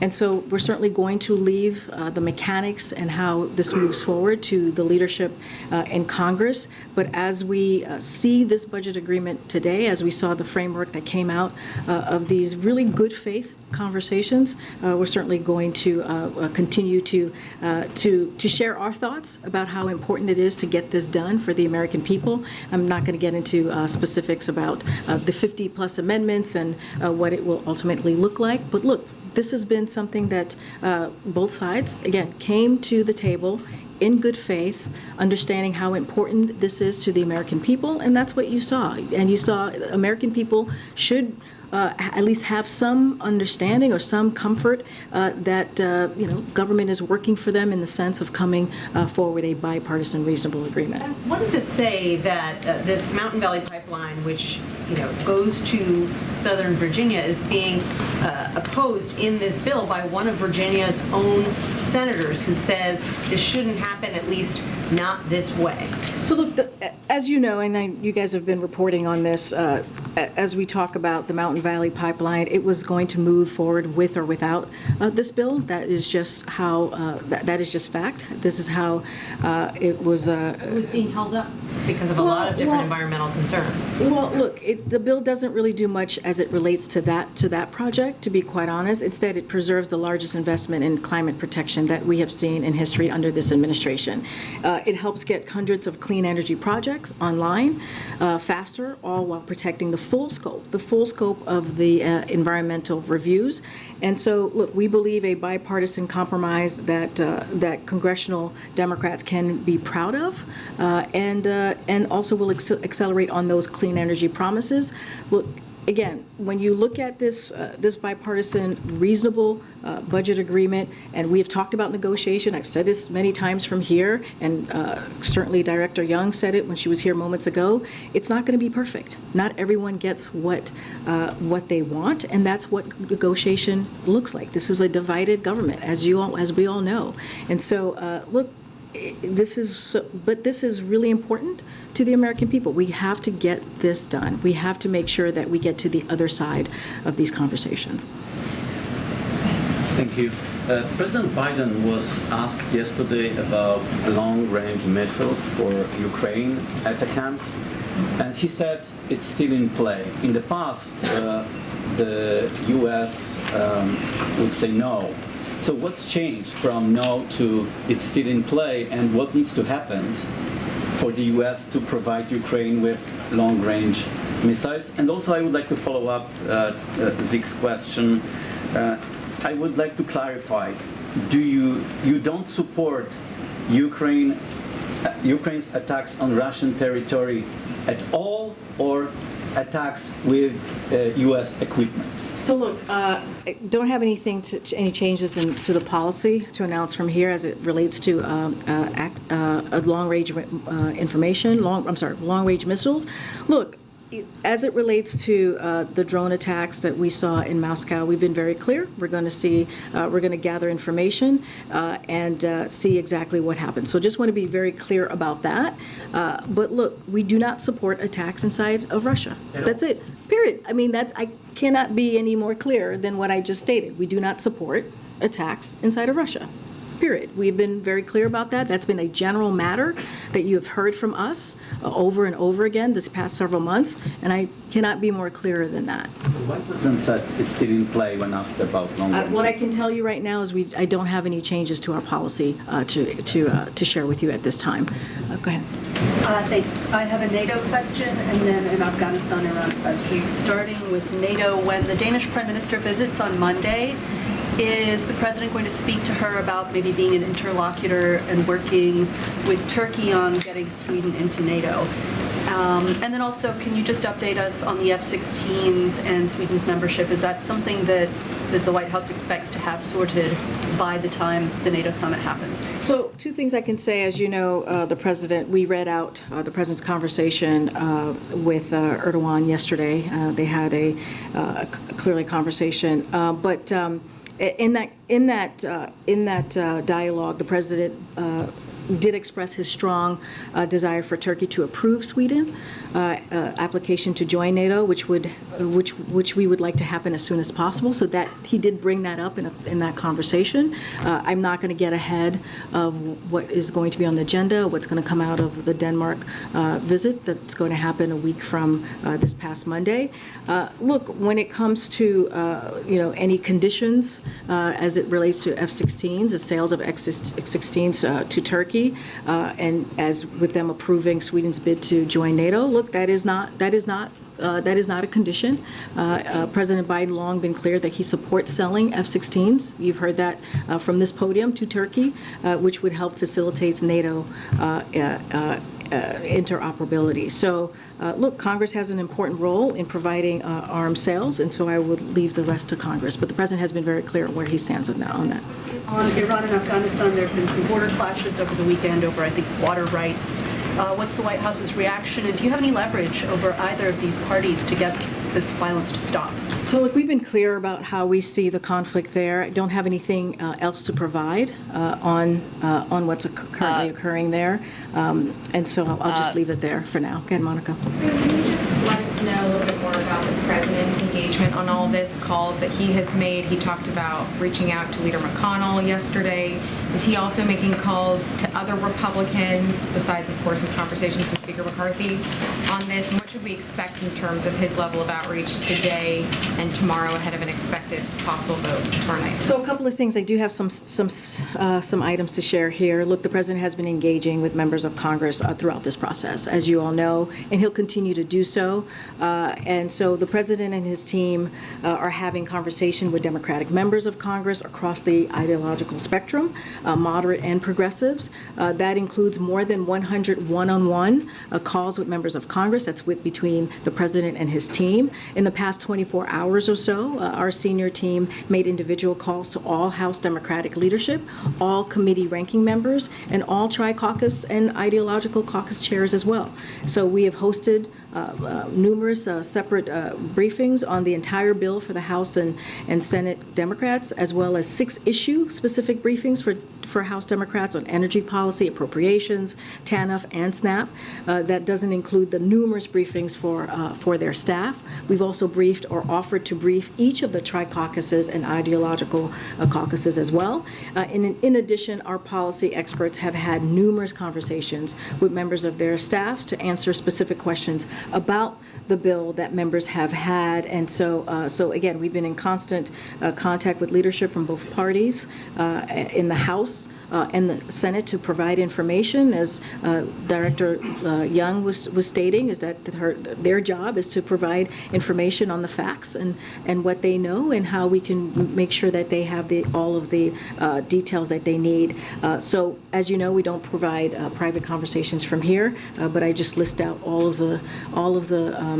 the conversations and what we've done specifically coming out of this administration as it relates to this budget negotiation. Is there still a concern about the U.S. credit rating being downgraded given the Fitch warning last week? How real is that right now, and how is that factoring in? So look, we believe this is a reasonable bipartisan compromise that the House congressional members should be proud of. We believe that it is important to get this done. We believe that, again, we are a country that pays our debts, and that we should not be defaulting on those debts. And so, what the president wants to see is wants to see the House and the Senate take this up. He wants to see this pass, and clearly both chambers. He wants to see this on his desk so he can sign it into law. And that's what we're going to continue to have those conversations to make sure that occurs. Peter, I haven't seen you since Japan. Nice to see you again. Oh, yeah, I'm sure. You know what they're doing in Japan. You could say it's nice to see me. It's nice to see you too, Peter. It's been more than a month since the re-election announcement. Is President Biden going to hold a campaign event ever? So I will say this to you, Peter. As you know, we follow the rule of law here. We believe in following the rule of law as it relates. Hold on. As Not it relates. asking you to weigh in on the impact of the election, just his schedule. You'll have to schedule around rallies. I'm about to answer your question here. As it relates to anything that that is connected to the campaign, any rallies, any events, any endorsement, anything that is connected to the 2024 reelection, that is not going to certainly come from here. That is going to come from his campaign or the DNC or the DNC. So you can't say if he will be campaigning for re-election. I'm just not going to comment from here And then on 2024 re-election. Another story. The Hatch Act does exist. A group of experts now say that AI poses an extinction risk, right up there with nuclear war and a pandemic. Does President Biden agree? What I can say, you're speaking to the letter that was provided today, made public. And so, look, the president and the vice president has been very clear on this as it relates to AI. It is one of the most powerful technologies, right, that we see currently in our time. But in order to seize the opportunities it presents, we must first mitigate its risk, and that's what we're focusing on here in this administration. As you know, the AI, we brought some CEOs here recently that the president and the vice president hosted to the White House to reiterate their responsibility for these specific companies have to ensure that products are safe before they are released to the public. And so I will leave it there. Again, I know there's a letter that went out today from Elon Musk and CEOs. I will let the public read that letter, but again, we have been very clear on that, how companies need to be responsible as it relates to AI. It's been months. Great. Thanks, Green. Following up on the question about Erdogan and President Biden's call, yesterday the president said that when it refers to Sweden's membership in NATO, we're going to talk about it next week. Do they have another call scheduled? Do you know what that refers to? No, I don't have a call to read out to you at this time. Okay, and then Florida Governor Ron DeSantis. But let me just say, as I just stated, the president did bring that up in their conversation. Sure. Florida Governor Ron DeSantis said late last week that he would take an aggressive approach to issuing pardons to January 6 rioters if elected to higher office. Given the recent sentencings of members of the Oath Keepers, including 18 years in prison for leader Stuart Rhodes, who DOJ called the architect of the plan to storm the Capitol, do you have any comment on that proposed use of clemency? So look, I'm going to be very, very careful because he is a candidate in the 2024 presidential election. So going to be really mindful to not respond directly to the governor in this case. But we've been very clear. We've been very clear. This president has been very clear as it relates to January 6th. It was one of the darkest days in our democracy, and we need to get to the bottom of what happened. As we know, there were law enforcement officers that were injured, that were harmed. And what we saw was devastating on that day. It was devastating. So we need to get to the bottom of this. We're pretty soft when trespassing is our darkest day. To a 2024 presidential candidate. Yeah, okay. One more, go ahead. Thank you so much. So Elon Musk is in China today, meeting with the foreign minister, announcing new investments. In November last year, the president said that Elon Musk's relationship with foreign countries are, and I quote him, worth looking at. So is the administration looking at Elon Musk's relationship with China, and what conclusions does it I draw? just don't have anything to add. I'll go beyond what the president said. Okay? Thanks, everybody. I'll see you tomorrow. Thank you. Prostitute.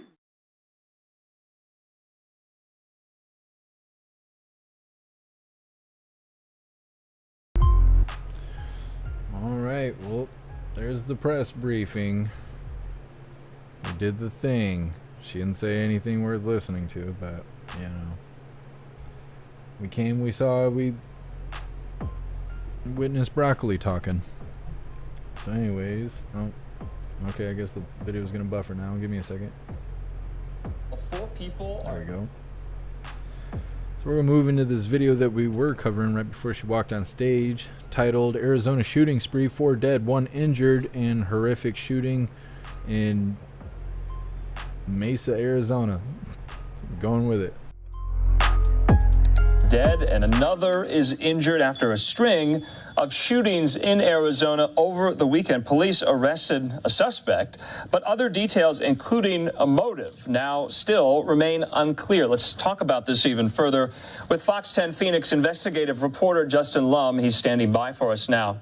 Justin, good to see you. This is a horrible, horrible story. What exactly do we know that happened? Well, Andrew, thanks for having me. Let's start with one of the victims that we are learning more about. I spoke to his sister today, Stephen Young. He was walking down this sidewalk right in front of me with the suspect identified as Iron Byers. A witness says the two men were just walking south on Country Club Drive here in Mesa, and then all of a sudden she heard a loud pop. Police then found Young at the scene with a gunshot wound to the head, and his loved ones just don't understand why this happened. He was good and he was trying. Elena is the sister of 41-year-old Stephen Young. She says he was finally getting on the right track. Chronically homeless and battling mental illness he was now taking medication for. But just around midnight Saturday, all hope for Young ended. Mesa police found him near Country Club and 2nd Ave with a gunshot to the head. The suspect, 20-year-old Iron Byers. I can't understand that at all. And I know my brother too. I guarantee you he was just being friendly with the guy. I guarantee they met in the Circle K and got talking, and Stephen thought he had a friend to walk with. In his post-arrest interview, police say Byers told detectives he met Young at a Circle K and together they took the light rail. Court documents reveal Byers wanted to smoke weed, but Young wanted to smoke fentanyl. After getting off the light rail, Byers admitted to shooting Young in the head and didn't seek medical help, saying he didn't deserve it. Elena says her brother did not use fentanyl. It's heartbreaking because even now it's like, could I have done more? I should have done more. But I know logically I did everything that I could. This map shows the locations for all 5 shooting victims. The first fatality on Friday afternoon near 24th Street and Oak in Phoenix. The victim, 41-year-old Nicholas Arnstad. Then late Friday night, 41-year-old Julian Cox was shot and killed before Stephen Young and 40-year-old John Swain were gunned down early Saturday morning. Only 36-year-old Angela Fonseca survived. Meanwhile, Elena's birthday will never be the same, as it's now the day she lost her brother. And when it did happen, I said, you know, next year this time, the only thing I'm going to be thinking about is that it's been a year since he was killed. And I did speak to Mesa PD earlier this afternoon. As detectives gather more information, they're not totally sure that the motive for this shooting or for this spree of shootings was targeting people specifically because they were homeless, but we are trying to learn more. Andrew? Justin, what about the provenance of the weapon? Where did it come from? Was it legally or illegally obtained? Do we know that? We don't know yet. We don't know that yet. That is a good question. We know it was a 9mm firearm. But what we do know is about what Byers told police in the post-arrest interview is that in 3 of the 5 shootings, he mentioned the victim using or wanting to use fentanyl. He also spoke about his brother having an addiction to fentanyl, and that made him upset. So is that the motive here, the drug use? Not totally sure, but that's what he allegedly told police so far. All right, Fox 10's Justin Lum, thanks for bringing us this very tragic story with that update. We'll talk again if we know more. Thanks. Thanks. Well, it almost sounds like vigilante justice. He's out here shooting people that are connected to fentanyl, but then you guys are pointing out that it could be drug dealer. He could be a dealer and those people owe money. It's hard to say. Definitely didn't look like a good person. Like he had any kind of good intentions outside of shooting people. He looked like he was losing his marbles there waiting for arraignment. Not good. So this next video is titled 9 people including 4 minors shot on Hollywood Broadwalk out in Miami. People were getting shot all over the weekend. It's not good. There's going to be a brief moment on here where they have firearms. I can't show it on YouTube Live, so you'll see me flip the screen for just a brief moment, but you'll be able to hear everything. This is our last video for the YouTube side of things. We have 3 more videos for the alternative platforms. These videos are too spicy for YouTube. So I already have the Rumble link posted to the top of YouTube on the main channel if you guys want to make your way over to Rumble. We're going to play this last video. We're going to do the spiel deal. We're going to do the Pledge of Allegiance. Then we're going to wrap things up on YouTube, and we're going to cover these next 3 videos. So once again, this video is titled 9 people including 4 minors shot in Hollywood Broadwalk. Hold up.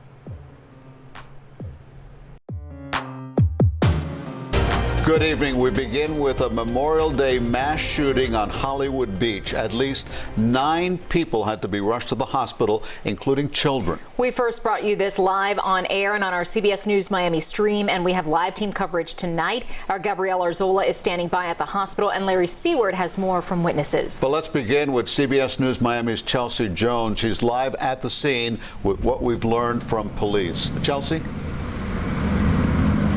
Well, guys, we spoke to tourists first, here in Hollywood. They tell us they're in town for the East Conference Finals, birthdays, anniversaries, but instead of those celebrations, they've been met with gunfire. And I saw a young man was on the ground bleeding, and they were applying pressure to try to prevent the bleeding. Also saw a lady that was very upset. I think she had a wound to her leg. I heard several gunshots, seen a crowd of people running through here, and then we heard like 3 more shots down the street there. So this is video you're going to look at. Panic, people running for safety, the broad walk turning into bloodshed with several bullets flying in the air. Here's what we know from police. They got the call around 6:42 tonight. They responded to the broad walk for reports of that shooting. They found 9 shooting victims, and in a press conference just half an hour ago, we learned that 4 of those victims are minors, 5 are adults. Of the wounded, there is 1 person that is being treated via surgery at this point, but the rest of the victims are in stable condition.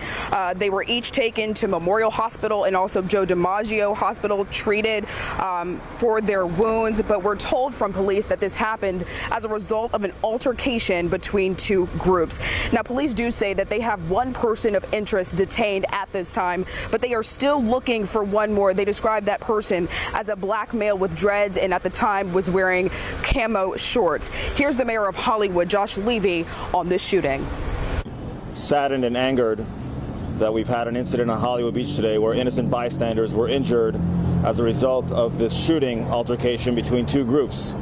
People come to a holiday, enjoy a holiday weekend on the beach with their families, and to have people in complete reckless disregard of the safety of the public and to have an altercation with guns in a public setting with thousands of people around them is beyond reckless. So back out here live, you're getting a look at some officers and detectives on the scene outside of the command center as they work to piece together what happened here. I'm located on the corner of Johnson Street and Ocean Drive. This was quartered off earlier today when we got to the scene, but at this point, Hollywood police just need your help. They need information, so they're asking for tips, pictures, video, witness testimony. They want that to be sent to them so they can figure out more about what happened. At this point, they will not have any more press conferences tonight. We can expect an update on information in the morning. For now, we're live in Hollywood. I'm Chelsea Jones, CBS News, Miami. All right, Chelsea, thank you. We turn now to CBS News Miami's Larry Seward. Yeah, Larry is joining us live from Hollywood Beach. And Larry, you actually spoke with the man who helped one of the younger victims, right? Yes, Elliot, this witness saw just 1 wound to one of the child's legs. This happened behind me just down the broad walk about 1 block near that LED sign, which is a beach theater. People nearby heard 7 shots, including this witness. He saw crowds running away. He saw 5 of the 9 victims with wounds, mostly to their extremity, getting help from strangers. The man also saw a couple running towards him with a baby in their arms, and the baby was bleeding. This witness says the baby's mother tried treating the wound, and while he and the couple and others waved paramedics down. The baby got hit in the leg and was rendered aid pretty quickly. The baby received a tourniquet as well. There was about 4 people in the sand. There was people attending to those who needed aid, wrapping their legs in tourniquets, that sort of things, whatever the best they could make out of tourniquets. Everybody was on their phones calling for emergency crews, flagging down any patrol officers or cops as they pass by on their ATVs. Now, that witness did not want us to use his name or show his face. Hours after the shooting, we saw Hollywood police discover blood evidence and widen their crime scene. Back here live, they've since blocked beach access directly behind the Margaritaville Resort as detectives piece together their case. Witnesses leaving here stunned, hoping that the survivors all make it through. We are live on Hollywood Beach. Larry Seward, CBS News, Miami. Okay, Larry, thank you. Now, those victims were, of course, immediately taken to nearby hospitals. And that's where we find CBS News Miami's Gabriela Arzola. Gabby, what have you learned about the victims, including these children?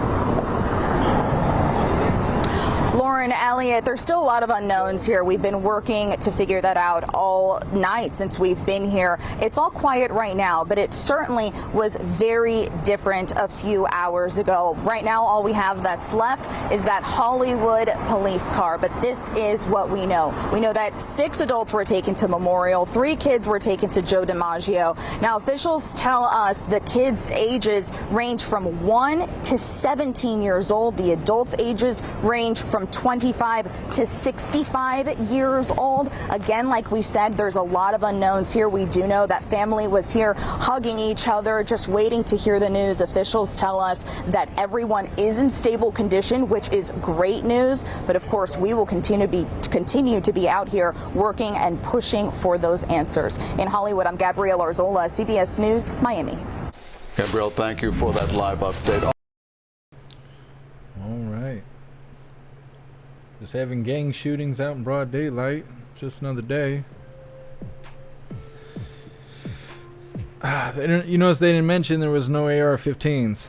They weren't like, oh, but the AR-15, we knew that assault weapons ban. No. They're not talking about that. They don't want to talk about that stuff. Most shootings are done with handguns. Not with ARs, but they don't want to push that. It's not good for the agenda. Let's see. Dharma Agent, why you don't have an account on Rumble? Is that why you can't chat? For all you guys asking me where the Rumble link is, it's literally pinned to the top of the chat. I've already posted it twice. I'm not saying it again. Okay, I told you. I told you. Wild Turkey, are you moving to Odyssey also after this?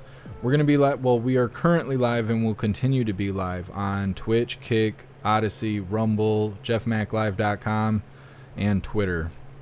YouTube's the only one that has heavy community guidelines. So I'm going to post the links in the chat so you guys can make your way over. The Rumble link's already posted to the top of the chat. I'm going to post it in the other YouTube channel. Rumble.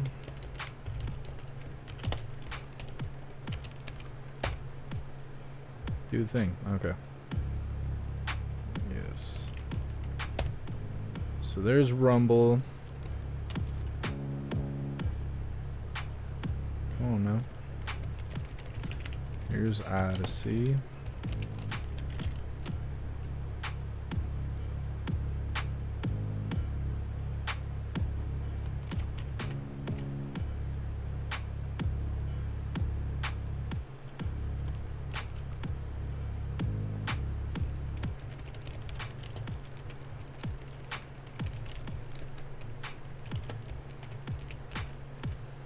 Here's the website.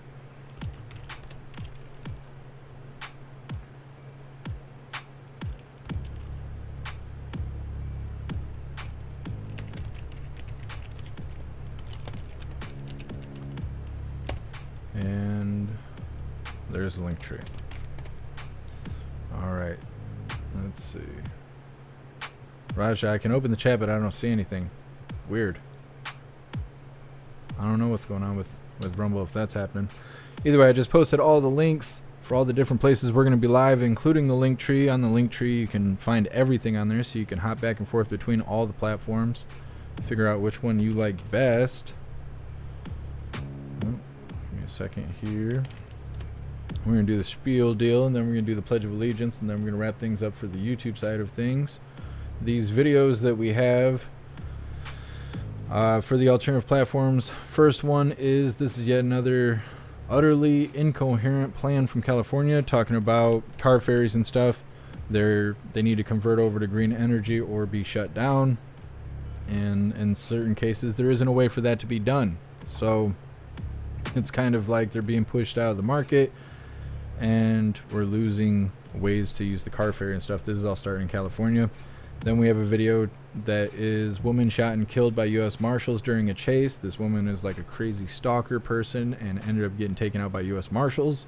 And then we'll be wrapping up things for the live with a video titled Not Kinky Enough, talking about the Little Mermaid movie. The New York Times thought it'd be good to critique the Little Mermaid movie that just came out and decided to add that it wasn't kinky enough, being a kid's movie. That's a terrible thing to say. So anyways, that's what we're going to watch on the alternative platforms because that stuff is too spicy for YouTube. It is what it is. Got to make your way over to where speech is still free for the most part. But first I need you to go to the link tree. On the link tree, all of my links are listed. So go find Gilded on the list. Gilded is free. You can access it from your phone through the app, or you can access it through your computer. I believe you can download the app on your computer as well. I use it on my phone. Gilded is currently the best way to receive notifications for when and where we go live. Every time we go live, there's a news board on Gilded to keep you up to date with everything going on around the world. There's also a ton of hooligans on there to hang out with all day, every day, to chat it up about pretty much whatever you like. So definitely go join Gilded. Also on the link tree, you can find links to the merch store if you'd like to grab some merch.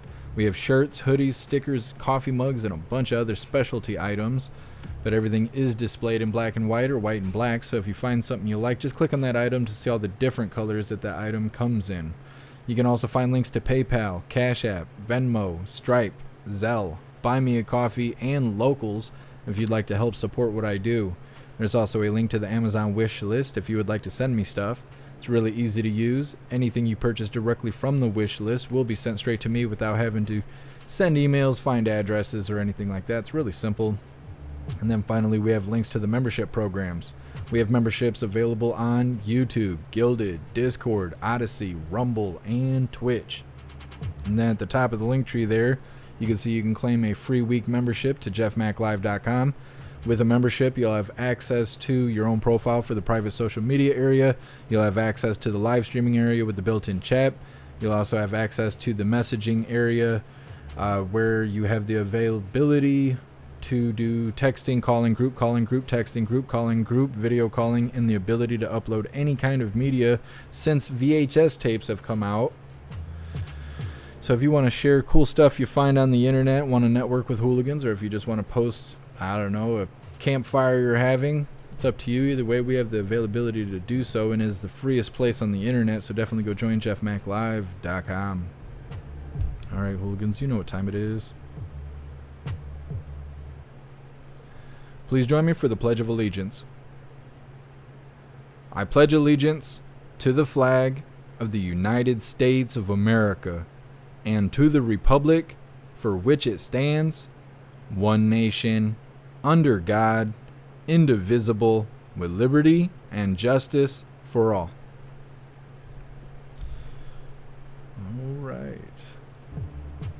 Alright, hooligans, well, you guys got the links, plus you have the link tree, you have access to everything. Find your way to a alternative platform, a non-YouTube platform, so you can watch the rest of the live. If you go through Linktree, you'll be able to access everything. Let's see. Annette, we're wearing the same shirt. You're awesome. You're so awesome.